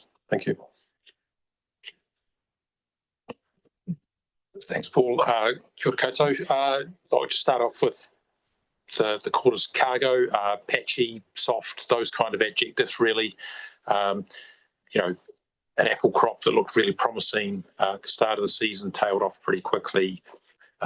Vehicles, no one is buying vehicles whether they be new or second hand, and that's a story around the country. Fuel, that's a really interesting one around, not necessarily a lot of lower volume, but, being shipped with 2 vessels a month instead of 3. So as Paul said, that lack of marine activity having certainly an impact on revenue.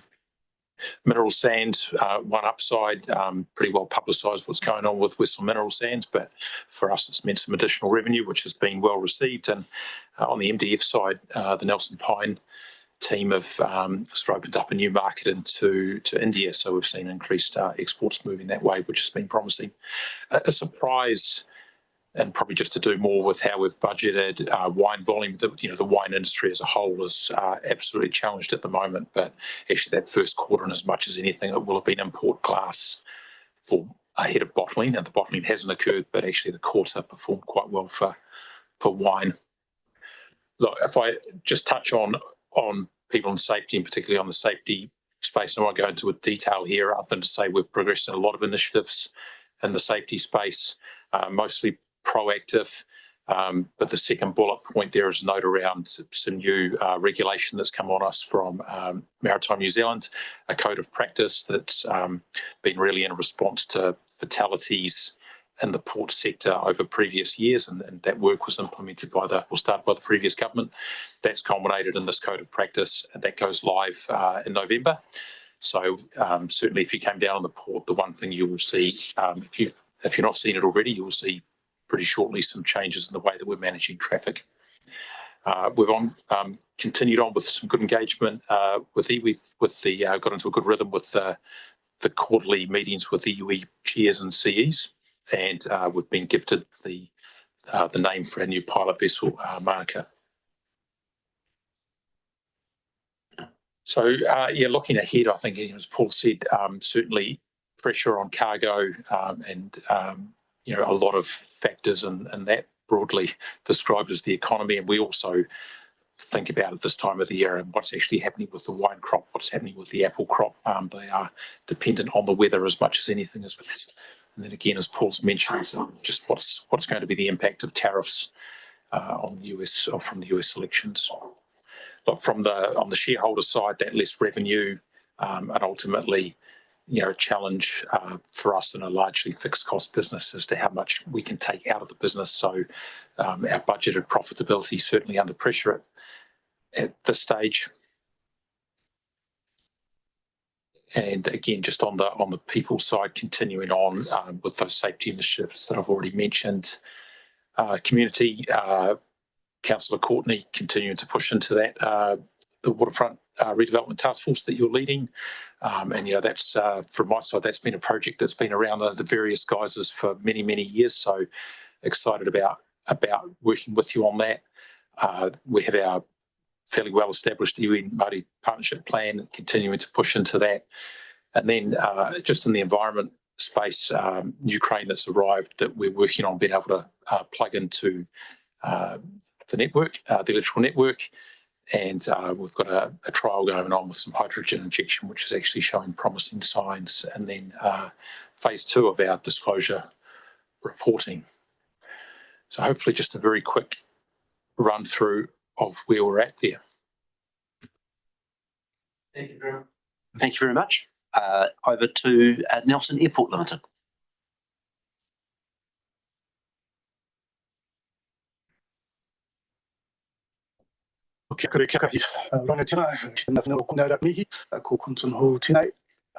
So thank you for the opportunity to present on behalf of the airport.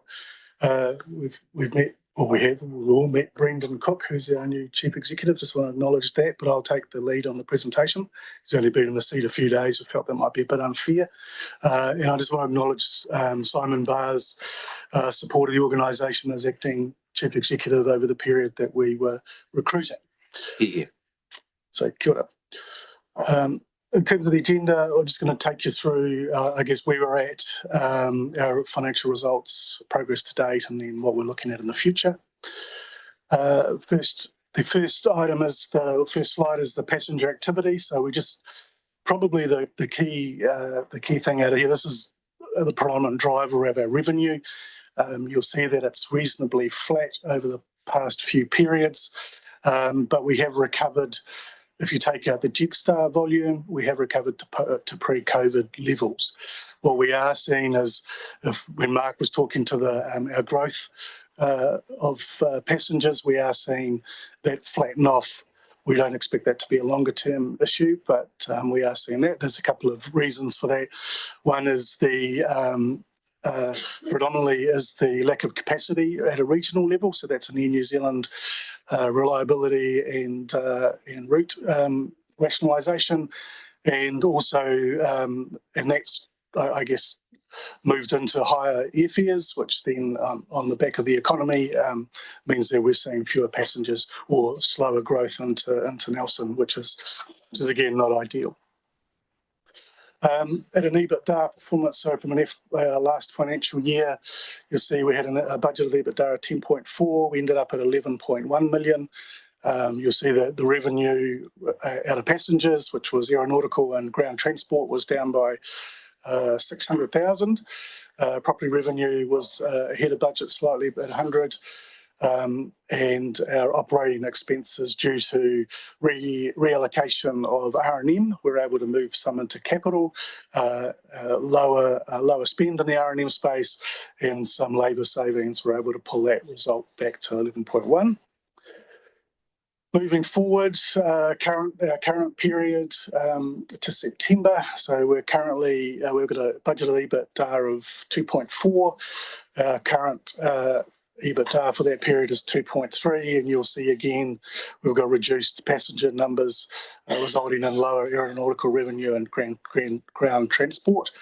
Property revenue is slightly ahead of plan, and our operating expenses predominantly due to labour savings, and R&M are slightly below budget, giving us so helping out with that result. So again, that headwind is not ideal, and we're not seeing anything changing, I guess, in the next or the short term at this point.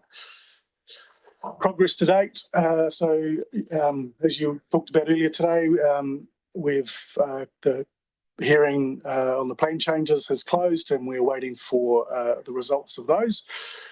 We've had good progress with Nelson Golf Club and signed a joint memorandum confirming their support of the application. So we've been working on making sure that we've got some options moving forward with the club.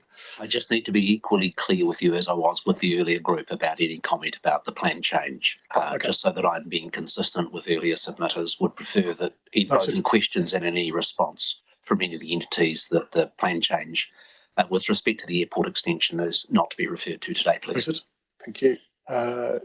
Consent team package for the bridging of Jenkins Creek to enable that development has actually been approved, so that that consent's been approved. We've, as the port has had a lot of work in our cultural framework, working with iwi, and we have concept design work underway there. We have started the apron rehabilitation project, which is effectively relaying where the planes park. We've got to do some rehab work, haven't invested in that for some time, so that we've got to do that, and that'll give us an extension of a number of aircraft as well. We've achieved airport carbon accreditation level 1, and we've done the first stage of our stormwater upgrades to improve our resiliency. And we've also completed seismic strengthening of our buildings. A lot of marketing and partnerships engagement. Hopefully people travelling would have seen some of these activations in the airport. It's great to support the Kapahaka Secondary Schools competition. We had our photo competition, which is always well received, and a lot of activations in terms of art and the Paurama installation, which hopefully you would have seen. Infrastructure work, so we've, as I said, that gives you an idea of some photos on some of the work we're doing in terms of improving the drainage. And that if you look out the front of our terminal, you'll see that that's the scope of the apron rehabilitation project. Moving forward, again, more work with Te Reo and Te Tiriti workshops. We completed live fire training with our emergency services team. More work in sustainability with bike access, recycling. Continued work on our resilience, so we're into phase 3 of our stormwater upgrade. Continue to work on our climate disclosure reporting. Continued focus on our health and safety. We've had independent audit, and we're implementing those recommendations. And we have a new food and beverage offering and upgraded cafe facility coming into the airport. And that is it for us. Kia ora. Can I just give notice to councillors that I think our agenda is likely to take us through to 1 o'clock. So we've got a presentation from the Trust and then the motions on the agenda. So for people in the diaries, and like my intention is to carry through to 1 o'clock, maybe with a quick stretch at 12:30. Happy to take questions from elected members. Councillor Sanson. Thanks, Mayor Nick, through the chair. Kia ora koutou. Thanks so much for your presentations. Really appreciate it. I think, was it Mark? Yes, thanks. Mark, in your presentation, you spoke about IHL having a focus on investing with a high level of social responsibility. I think those were the words I picked it. And I imagine that that specifically references fiscal responsibility, which obviously we all appreciate, but I'm really interested in whether you ever consider kind of ethical investment and whether IHL has any thoughts around an ethical investment policy, particularly in regards to climate change. So kind of stepping away from investment in, fossil fuels, so banking with, I guess funds being invested into funds that invest into fossil fuels and that kind of thing. I'm just curious as to whether ethical investment policies kind of on the horizon. It's something that's certainly of interest to shareholders or this shareholder. Thank you, Councillor Sanson. Certainly an interesting topic considering our investment portfolio. So our investment portfolio is what it is. And but it is true to say that we're working away over time to get to a more joined up set of companies. We haven't done any work so far on ethical issues, but we have done some work on climate reporting. And we are, as IHL, aware that the subsidiaries are working on their emissions and that they've each got programs underway. And you will have seen that through the reporting in the last year. But as far as working towards ethical policies, I think there's some challenges for us because our investments are what they are. It's not as if we're going out to invest in a new market where we would need to apply that thinking. But as far as can we influence the thinking of our subsidiaries, I guess the answer to that is yes, but it's a longer term focus. Thanks. I've got Councillor. Yeah, I've got two more questions. Thanks. I mean, it's also kind of goes the other way in terms of if you have funds invested, you know, with banks or LGFA, asking those questions of them, I think is really important, particularly being that P&L is part of the Climate Leaders Coalition. There's an expectation on organisations that they will be considering, you know, impacts and ethics through their entire you know, kind of value chain. I think, Mark, there was also a comment around the volumes of containers being weak going forward. And I wondered if that was growth in volume or whether there is some expectation that the volumes of containers going across the port will be kind of declining in the future. And if so, what is contributing to that? Was that question for Mark or Matt? It did seem a bit more appropriate for Matt. Whoever. Yeah, Sure. I think Mark referenced it, but I'm more than happy to answer for it. you guys to sort as to who's best able to address it. Yeah, I think you know, if we look forward on that sort of horizon that Mark was talking about there, I mean, you know, the work we've done around master planning and so forth tells us that there's reasonable growth. You know, but I guess there's also short-term challenges at the moment, which are largely economic. Yeah. You know, the future of what happens with the price of logs, for example, we talk about cargo, you know, more generally. Yes, a lot of questions about the future, clearly. And then just at a very high level, so not in specific, you know, relation to any particular controversial matters, but I note that a number of ports and airports around the country have good neighbour type policies, which really inform the kinds of relationships that they have with their community. And I think one of the key KPIs that you've indicated in the presentation was customer and community satisfaction. I've got a list, thanks to ChatGPT, of all the ports and airports in the country that have good neighbour type policies. And I think Auckland Airport even won an award in 2020 for theirs. So I'm just wondering, would IHL consider something like that going forwards? And would you have any hesitation about the shareholders including something like that into the statement of expectations? I just note that Nikki Harrison, our council advisor, also has some views on that that may be relevant, because what goes into the letter of expectations is very much a decision for the shareholders rather than the holding company. But happy for you to address the question, Sue, and then if Nikki would like to make comment, happy for that as well. It would be fair to say that the comment in Mark's presentation was pieces of information taken from the SOIs of the two subsidiaries. But I think in general terms, IHL is very lightly resourced. We have one resource in the form of Mark, and at the present time, he's about 25% of full-time hours. So at this point in time, we certainly are dependent on what is coming through from our subsidiaries. And but you know, you raise valid points, which are things which we need to have in our minds for the go forward. Nikki, did you want to add any comment? Just so people are aware, I've got Councillor McKenzie, Councillor Breen, Councillor McMinnish, and then Councillor Anderson to come after that. Nikki. So through the chair, I suppose my view is that the term good neighbour or strong social licence, those sort of concepts are pretty nebulous and quite hard to actually pinpoint exactly what our expectations are in relation to them.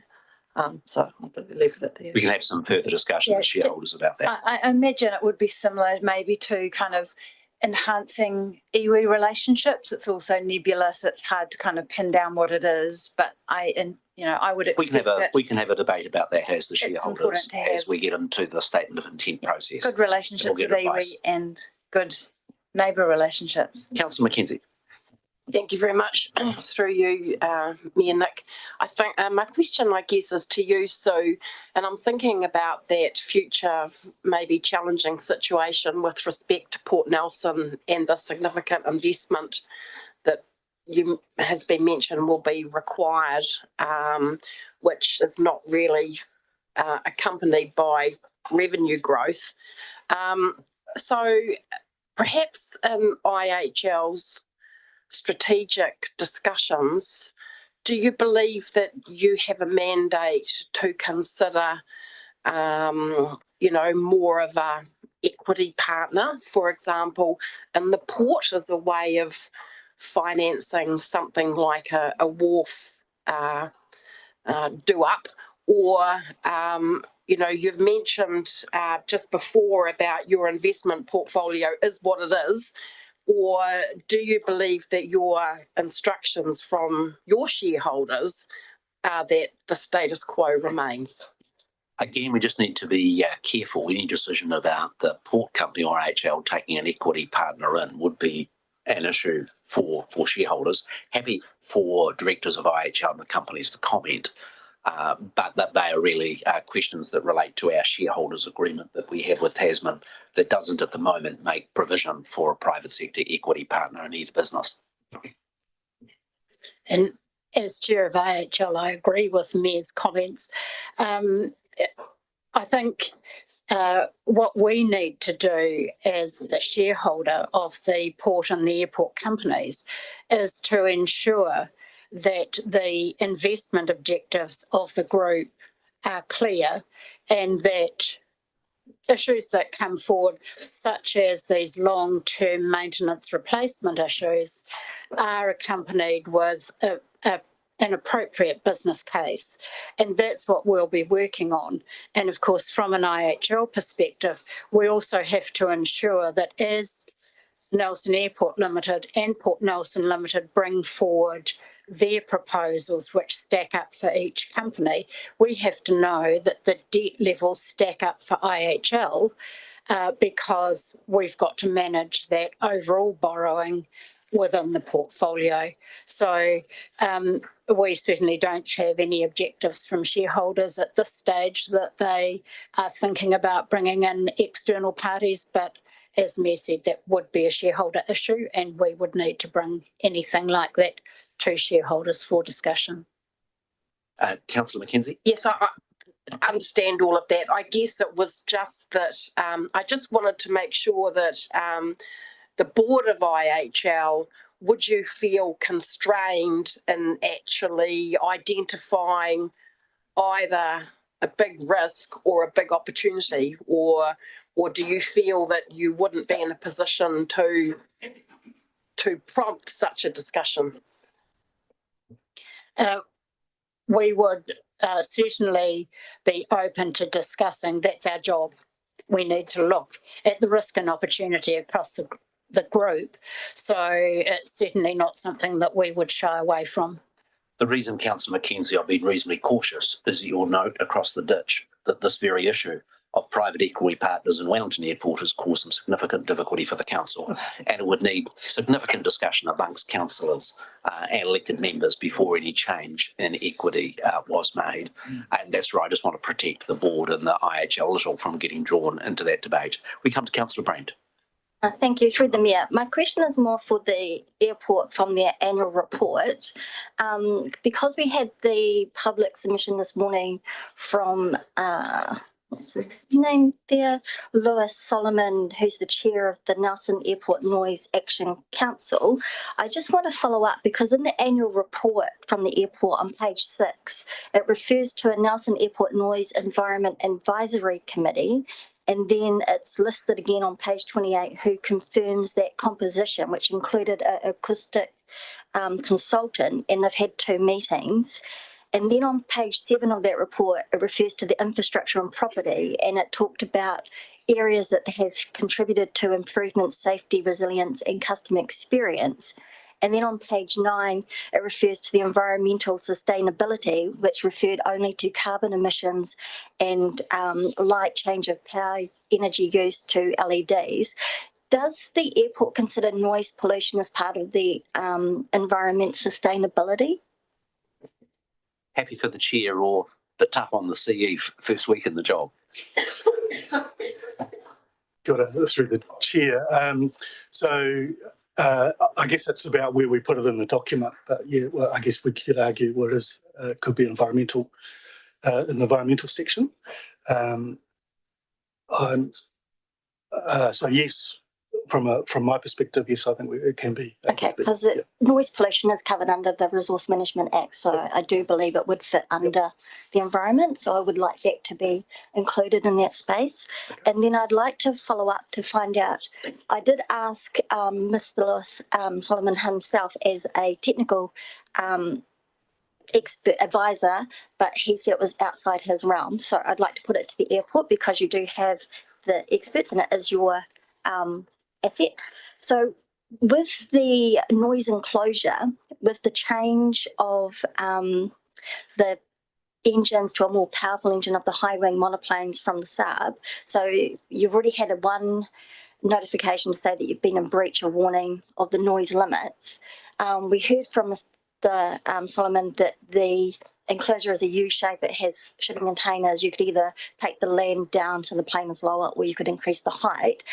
I don't see it anywhere in the annual plan where it talks about infrastructure improvements to address that noise level or limit that has come from having the increased plane engine. That's thank you through the chair. That's a kind of a difficult situation for the airport where we're responsible at a level for the noise, but we don't have the ability to police it, which is policed by the council. And we're working with Air New Zealand in terms of how to resolve that, but ultimately it's their investment. So it's an interesting and challenging conversation that we're working very hard to resolve, but ultimately it requires an investment by Air New Zealand in their equipment to resolve the situation. So that's kind of the challenge we're working through. It is a live conversation and a focus for the team, and we're hoping to work with Air New Zealand to get that resolved. Okay, so with your advisory committee having the acoustic specialist on that, we can advise to watch this space for some positive outcome and a reduction of the noise pollution. Correct. Yeah, that's our goal. Thank you. Thank you. The next question is Councillor O'Connor. Thank you. Through the chair. It's not really a question. It's more of a big thank you from me and the community to the Ports of Nelson for what you're doing the open day, opening yourselves up to the community. That is a big plus, and please keep it going. Thank you.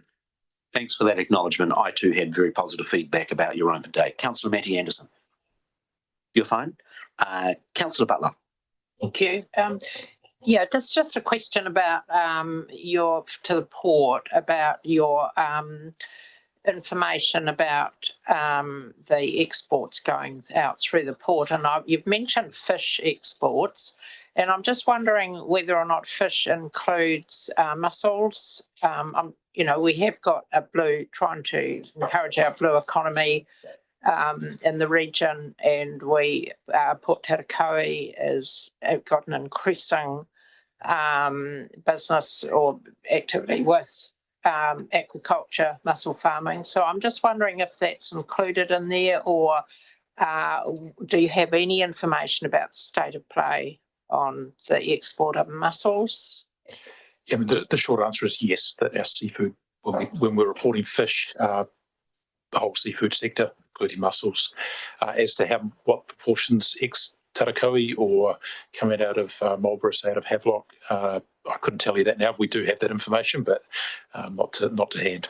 But I just, the word fish doesn't actually really, doesn't seem to be including mussels, so it would be great to have a different expression there. Yeah, thanks. I think seafood is where the fishing industry like us to refer. But still, it's exciting to see that as one area where things are on the up. The next question is with Councillor Skinner. Hey, thank you for that. Thank you for your presentation and showing that ratio of dividends and growth and income. Just the one that caught my attention was you had the chart with the income on land gone up 100k. Is that in regards to property land you lease on the airport, like hangars, etc.? Was it outside the airport? Sorry, was that on our presentation? Yeah, on the airport. Yeah, the airport presentation showed while your passenger numbers and passenger income down, that your income that you received on your property was up. And I think that's what Councillor Skinner was asking. Yeah, that caught my attention. Yeah. It seemed quite a significant amount. 100k is probably not much in the bigger scheme of things, but it seemed quite a lot for my envisaging what land you've got there. Yeah, so there will be minor rental increases that are part of the leases. Yeah. And there's also some new activity. So we've got a new tenant in that period. So there's a number of. And just to follow up that, without going into too much detail, but has that been a change in strategy or pricing of your land or other factor? Predominantly, it's related to standard lease increases, so annual increases along the way. I only raise that, so I don't want to get too much detail. I've had a number of people come to me in regards to increases in their rental or negotiation. I don't want to go into that detail. That's probably more the previous CEO, but I was just seeing if that was a change of direction or strategy or revaluation or so forth. But I'm just passing me. I had a fair bit of which I passed on to the previous CEO. So I don't believe it's a change in strategy. I think it's sort of an annualised increase process, and there is some improvements in some of the systems we have, but there's not a major increase. Okay, thank you for. I've got two quick fire questions, then I'll come to Councillor Rollo. My first is with respect to the port company. Is that the first electric crane for Port Nelson? And if so, when is it due for commissioning? First question, yes. We're busy commissioning at the moment, and there's actually we're retrofitting electric engines or electric motor into one of the existing cranes as well. So I think we're probably within the next month or so. Yeah. Thank you. My quick fire question to the airport is the big investment is the $10 million into the apron that was referred to in the presentation.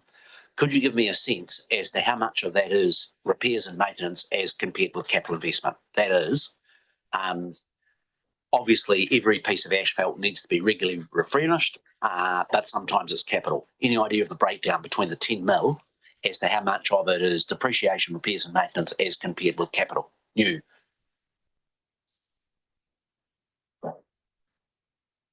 So, Simon's all capital in terms of it's all capital. It's effectively a substantive improvement in the apron facility of the airport. Right. Yep. It's a very significant investment for it, and just want to understand its significance of its capital. It is significantly more important to the community. Councillor Rollo. Thanks, Mayor Nick, and Clinton and Brendan. Good morning, good afternoon. Now, welcome. I've got two questions for you, and the first one is actually on a discussion I had on the weekend, and it was with an Uber driver who was quite upset around the fact that in his view, some Ubers were allowed into the airport and some weren't. And he went as far as saying a particular company had created a taxi service just so they could get into the airport. And when I did a bit of research on it, I noticed that down in Christchurch, they've just had a change in the direction with Uber and taxi and the like. What's the direction that Nelson Airport's going with Uber now being quite big in Nelson? Are you allowing them into the airport, or is it very much leave them at the roundabout.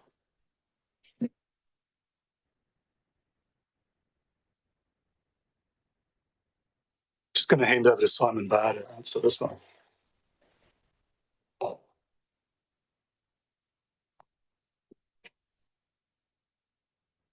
So I think you said that Uber, some of them weren't allowed in the airport. That's not correct. Yeah, correct.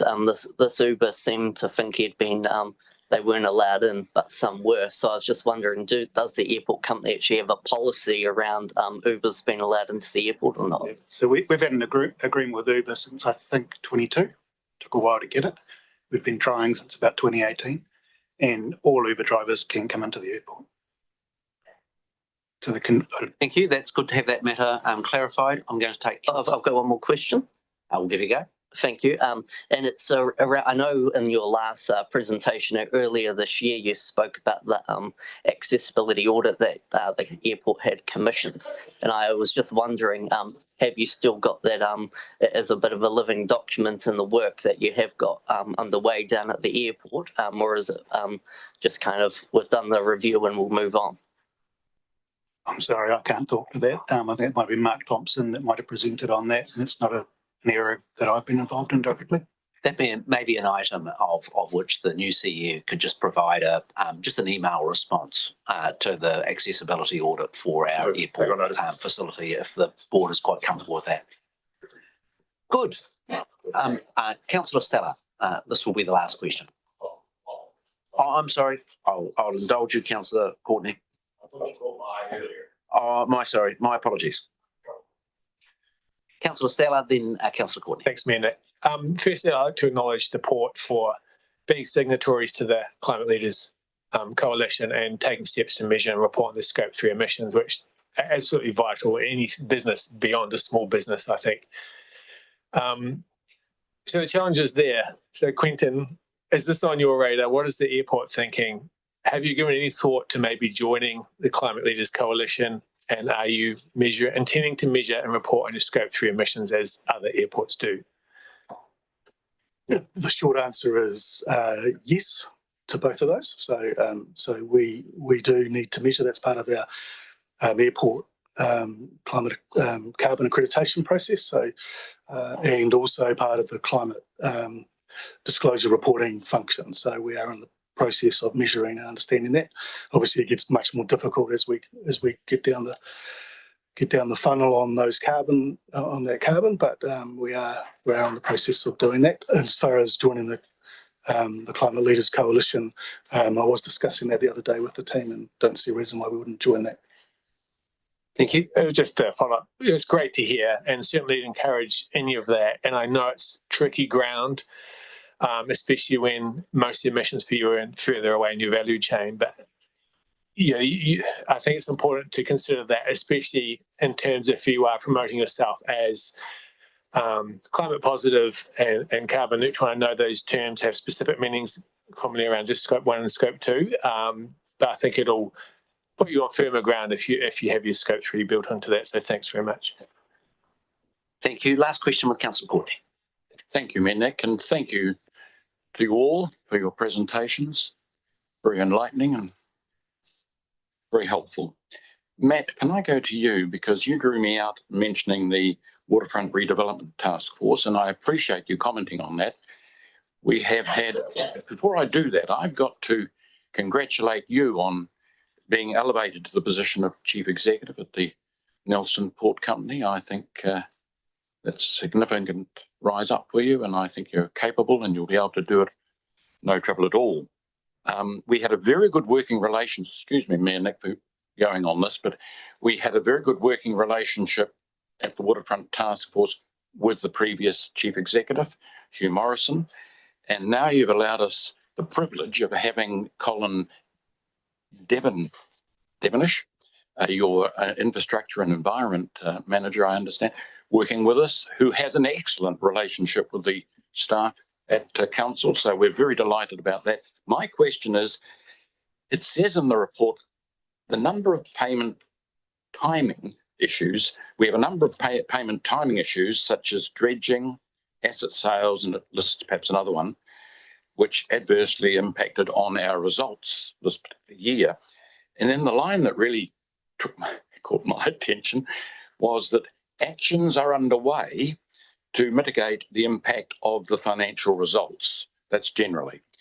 I'm just very curious to know what are the actions to mitigate the impact of the financial results, please. Thank you. Thank you for your kind words, Councillor Courtney, and then your challenging question. Yeah, look, I suppose both on the revenue and the cost side, and broadly, our Chief Financial Officer's leading a project around that, which we're imaginatively calling Profitability Improvement Project, and there's a whole range of initiatives, across that.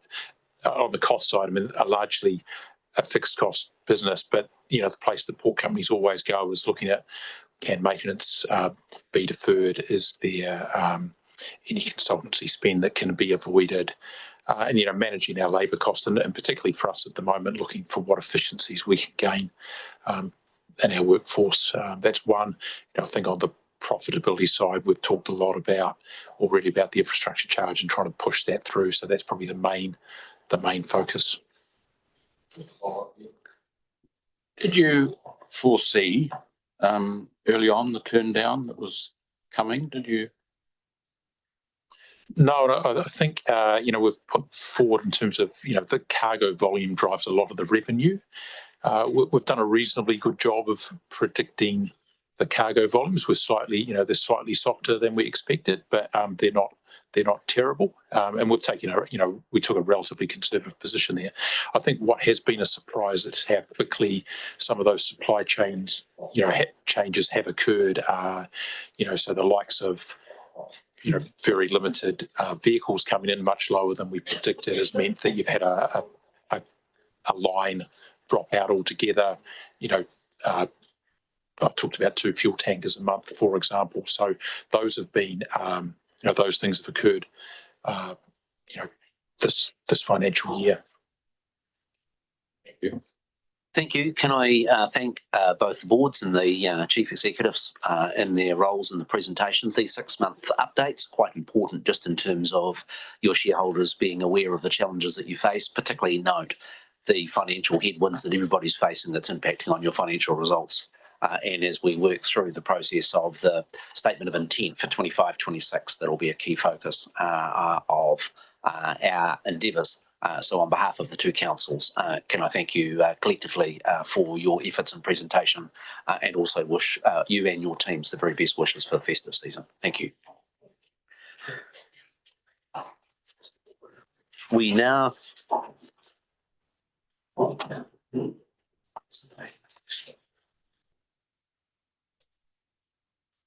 invite the Tasman Bay Heritage Trust.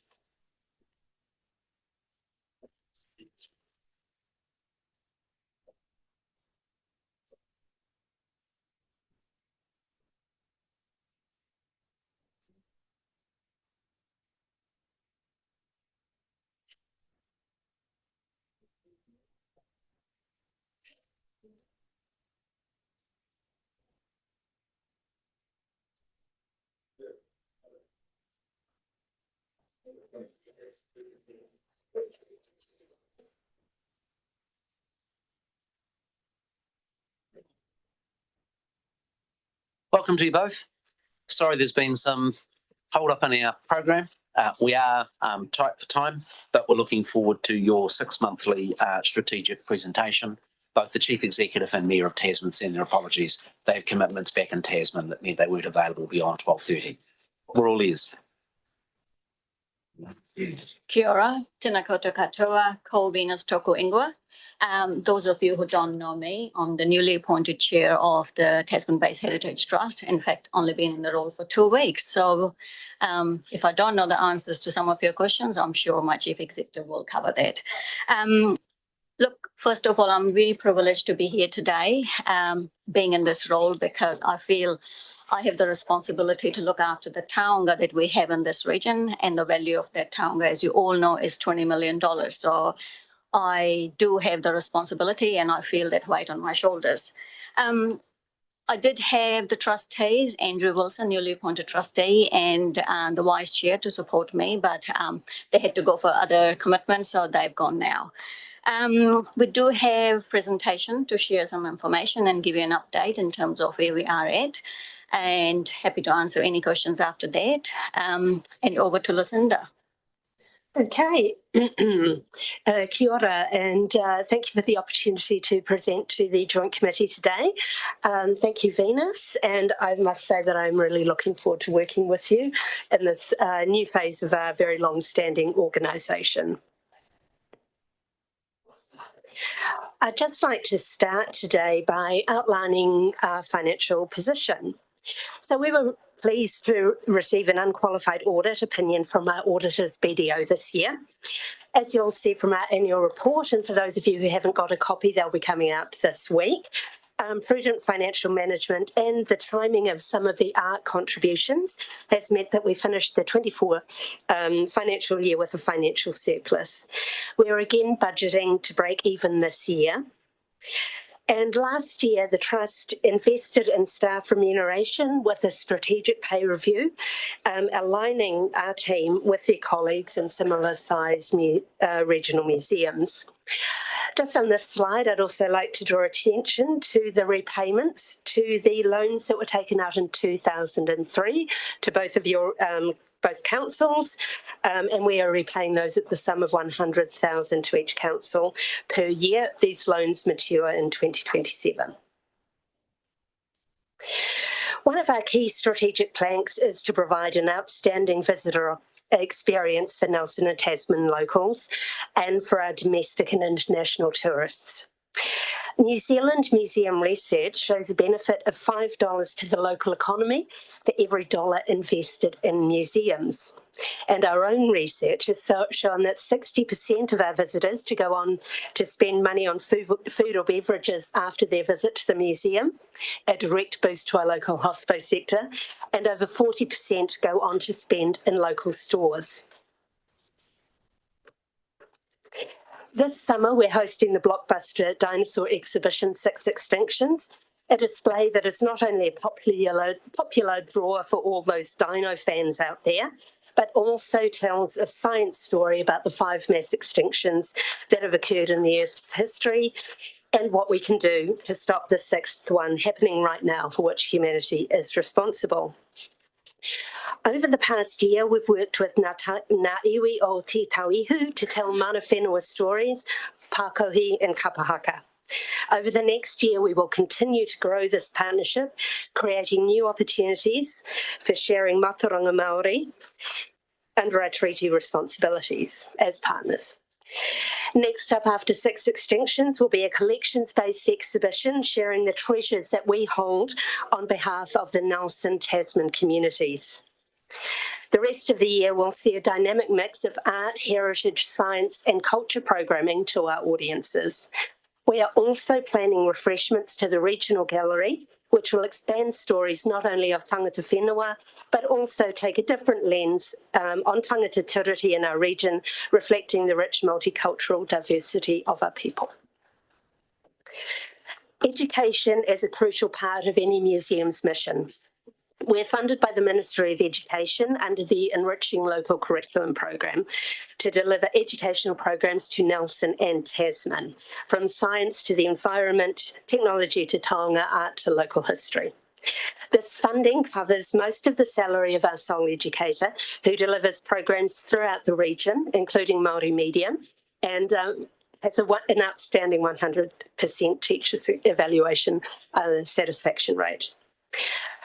I would like to just point out that the ELC funding agreements expire at the end of 2025, and there are some indications that the fund may close. That would be of high concern to ourselves and to our colleagues in the sector, so I would encourage any preemptive support you may have with the Ministry of Education. And while many of those education visits take place at the museum down the road in Trafalgar Street, a growing number of schools are requesting outreach. Our educator visits their schools to deliver programs such as the popular hands-on Pākohi sessions, The cost to buses to visit the museum here in Trafalgar Street is but prohibitive for some of the schools in Tasman, and it's also becoming an issue for some of the Nelson schools as well, who are requesting outreach. Our team also really enjoy getting into the community. This year, for example, among many other events, we've supported our friends at the Brook Waimarama Sanctuary with art activities at their open day, delivered talks at the Tuku Heritage Festival, assisted mana whenua ki Mohua in caring for their taonga at Onitahua Marae.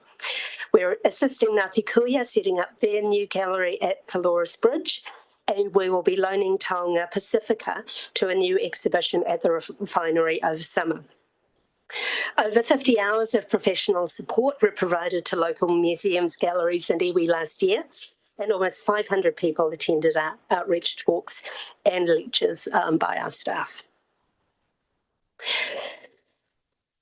To reiterate what Venus mentioned, we care for the Regional Heritage Collection on behalf of the people of Nelson and Tasman, and that has conservatively been valued at $20 million. Our curatorial and collections team are highly experienced professionals who focus on collecting our region's history, protecting it and making it accessible to the public. We have around 200,000 records available on collections online, and the team deal with research requests throughout the region, around New Zealand and around the world. So 290 hours of staff time last year was spent answering those inquiries. In the same period, we had 330 researchers working at ISIL, including international scientists, and this is despite conditions for our staff and our visitors that are quite frankly becoming ever more unacceptable as workspaces. And that brings us to the ISIL Research Facility. So just to give you a current state of the ISIL building, the condition is continuing to deteriorate. The roof is severely compromised with ongoing leaks, proving difficult to eliminate despite the frequent efforts of our contractors, and these are a significant drain on our operational funds.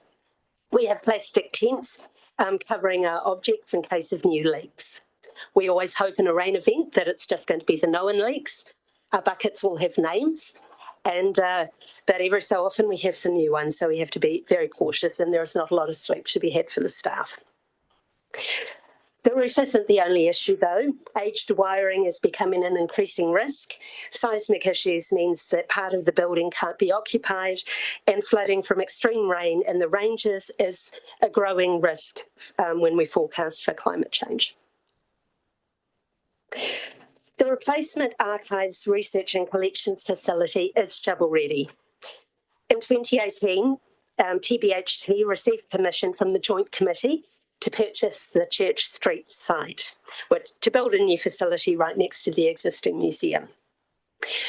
Fast forward to earlier this year, 2024, detailed design was completed and building consent lodged.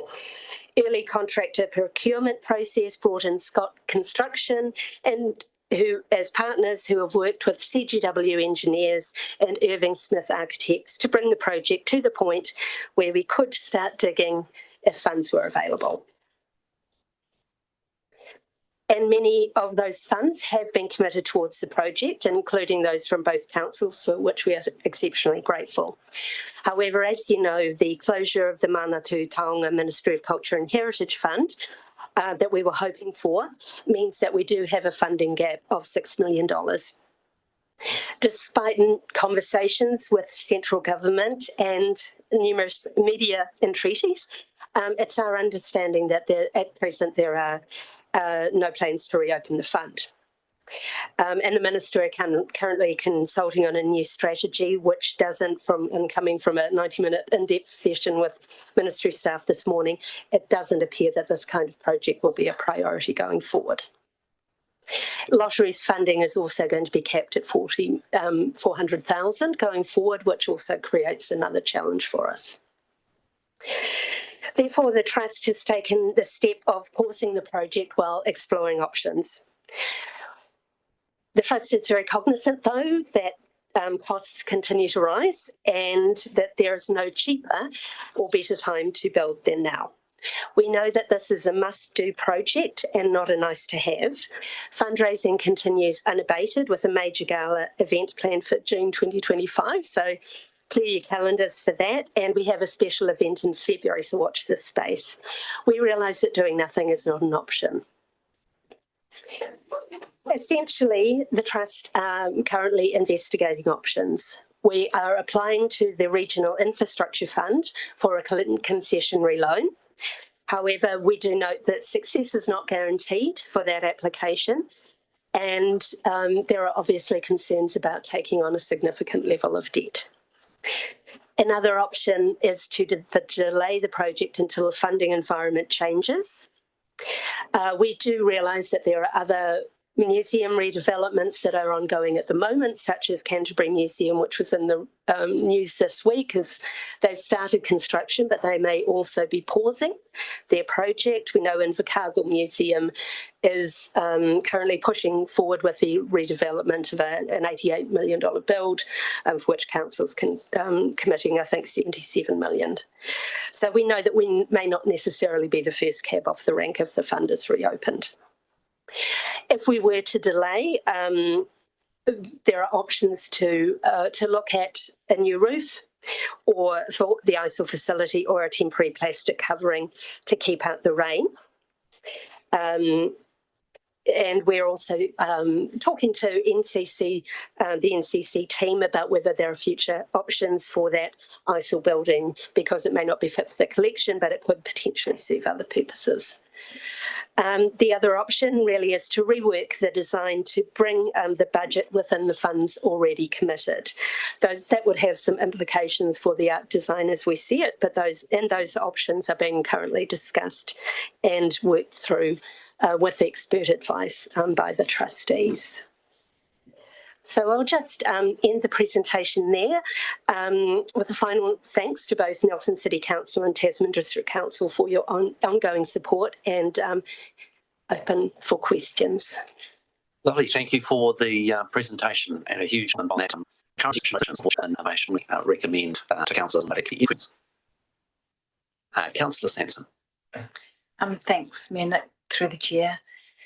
Kia ora, Lucinda and Ringers, thanks so much for your presentation. And, I'm really sorry to hear about the challenges in getting central government funding for such a critically important project to our region. I was just wondering, with the build, I expect that it'll be a sustainable, low energy building and that kind of thing. And given that it will be kind of in the heart of the city, enable access, through public transport and people on mode shift and that kind of thing. Is there any potential to apply through maybe the Ministry for the Environment or green investment finance options for it as a low emissions building or something like that? Low emissions and low carbon infrastructure? To take a kind of different slant with the investment approach? Thank you. Thank you for the suggestion. We'll certainly do our best. We're exploring every possible option, so we'll certainly add that to the list. Thank you. Maybe that's something. I think council has somebody who looks at funding opportunities, so maybe the climate change team or somebody in council is able to have a conversation with you about that. I just, there are other government agencies investing into that would be great. We have been touching base with the climate change team here at NCC, particularly around solar power and things, so yeah, we'll expand those conversations. Lucinda, can I just be clear on the funding chart you put up? You showed that we'd receive 300k commitment from lotteries, but on the parallel column it said that there was the potential for 400k from lotteries. I just want to be clear, is that we might be able to get another 100, i.e. the 300 to the 400, or is there potential to score another 400 out of lotteries? We've certainly applied for another 400. We've actually applied for a little bit more on the hope that they may see our need. So we're certainly hopeful that there will be another tranche coming. And can I ask one other question? There, in the non-council funding likes from RATA, which is for $500,000 and the like, what is the time window of which you have got to be able to maintain their grants? Often they'll grant you a grant and they'll be understanding you're wanting to stitch other bits of money. Is there a fall off the cliff date where you lose the 300 committed from lottery and the 500 committed from RATA? So the 300 from lotteries has already been delivered.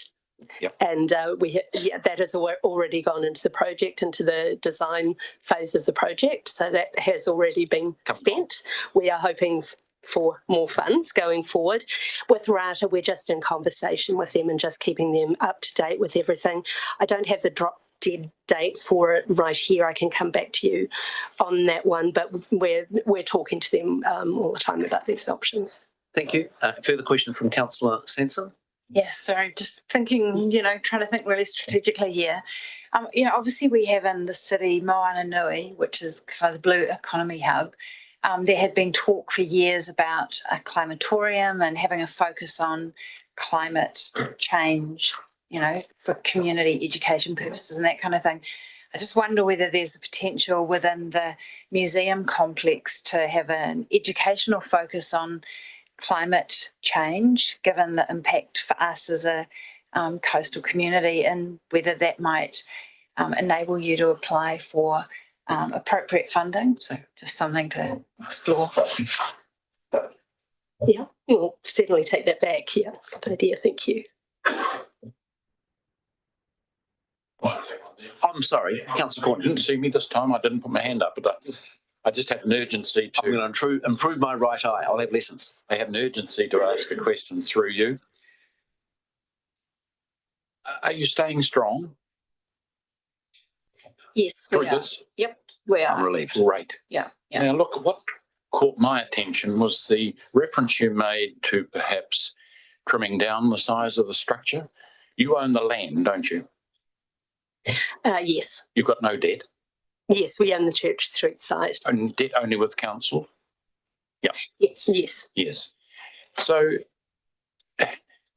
have you proceeded with that option of looking at other structures? I'm thinking of perhaps bringing this number of floors down on the building from 6, if it is, to 4, and then adding them later on, making provision for that? Yeah, definitely. Look, really good question. And that is what we're asking as trustees. There are lots to be considered in terms of, can we reduce the level of the floor, or can we go somewhere else, or can we stick to the plan that we had a few years ago? So all that and that melting pot that we have a meeting coming up in a few weeks' time, and we're definitely discussing all those options. Good luck. Okay. Thank you. We need that. Thank you. Thank you for your presentation. Good luck with the ongoing struggle, and there's obviously a need for an ongoing dialogue with the two councils with respect to how we address the art project. Thank you again on behalf of the two councils, and best wishes to both you and the team for the festive period. Thank you. We now come to the next item on the agenda, which is moving into confidential business. And I will move from the chair the recommendation that we have in the agenda for moving into confidential business. Seconded by Councillor Bryant. Again, the standing orders are that we allow questions, but it's not a debatable resolution. Thank you. Ask of the officers and the CEO. I understand confidential, and where we have it to explain, it's not explained in the agenda item, the reasoning for us to go into confidential for the statements of expression. Thank you. I think it's relatively easy. We've always done this, Councillor Skinner, going into confidential for these discussions. It's appropriate.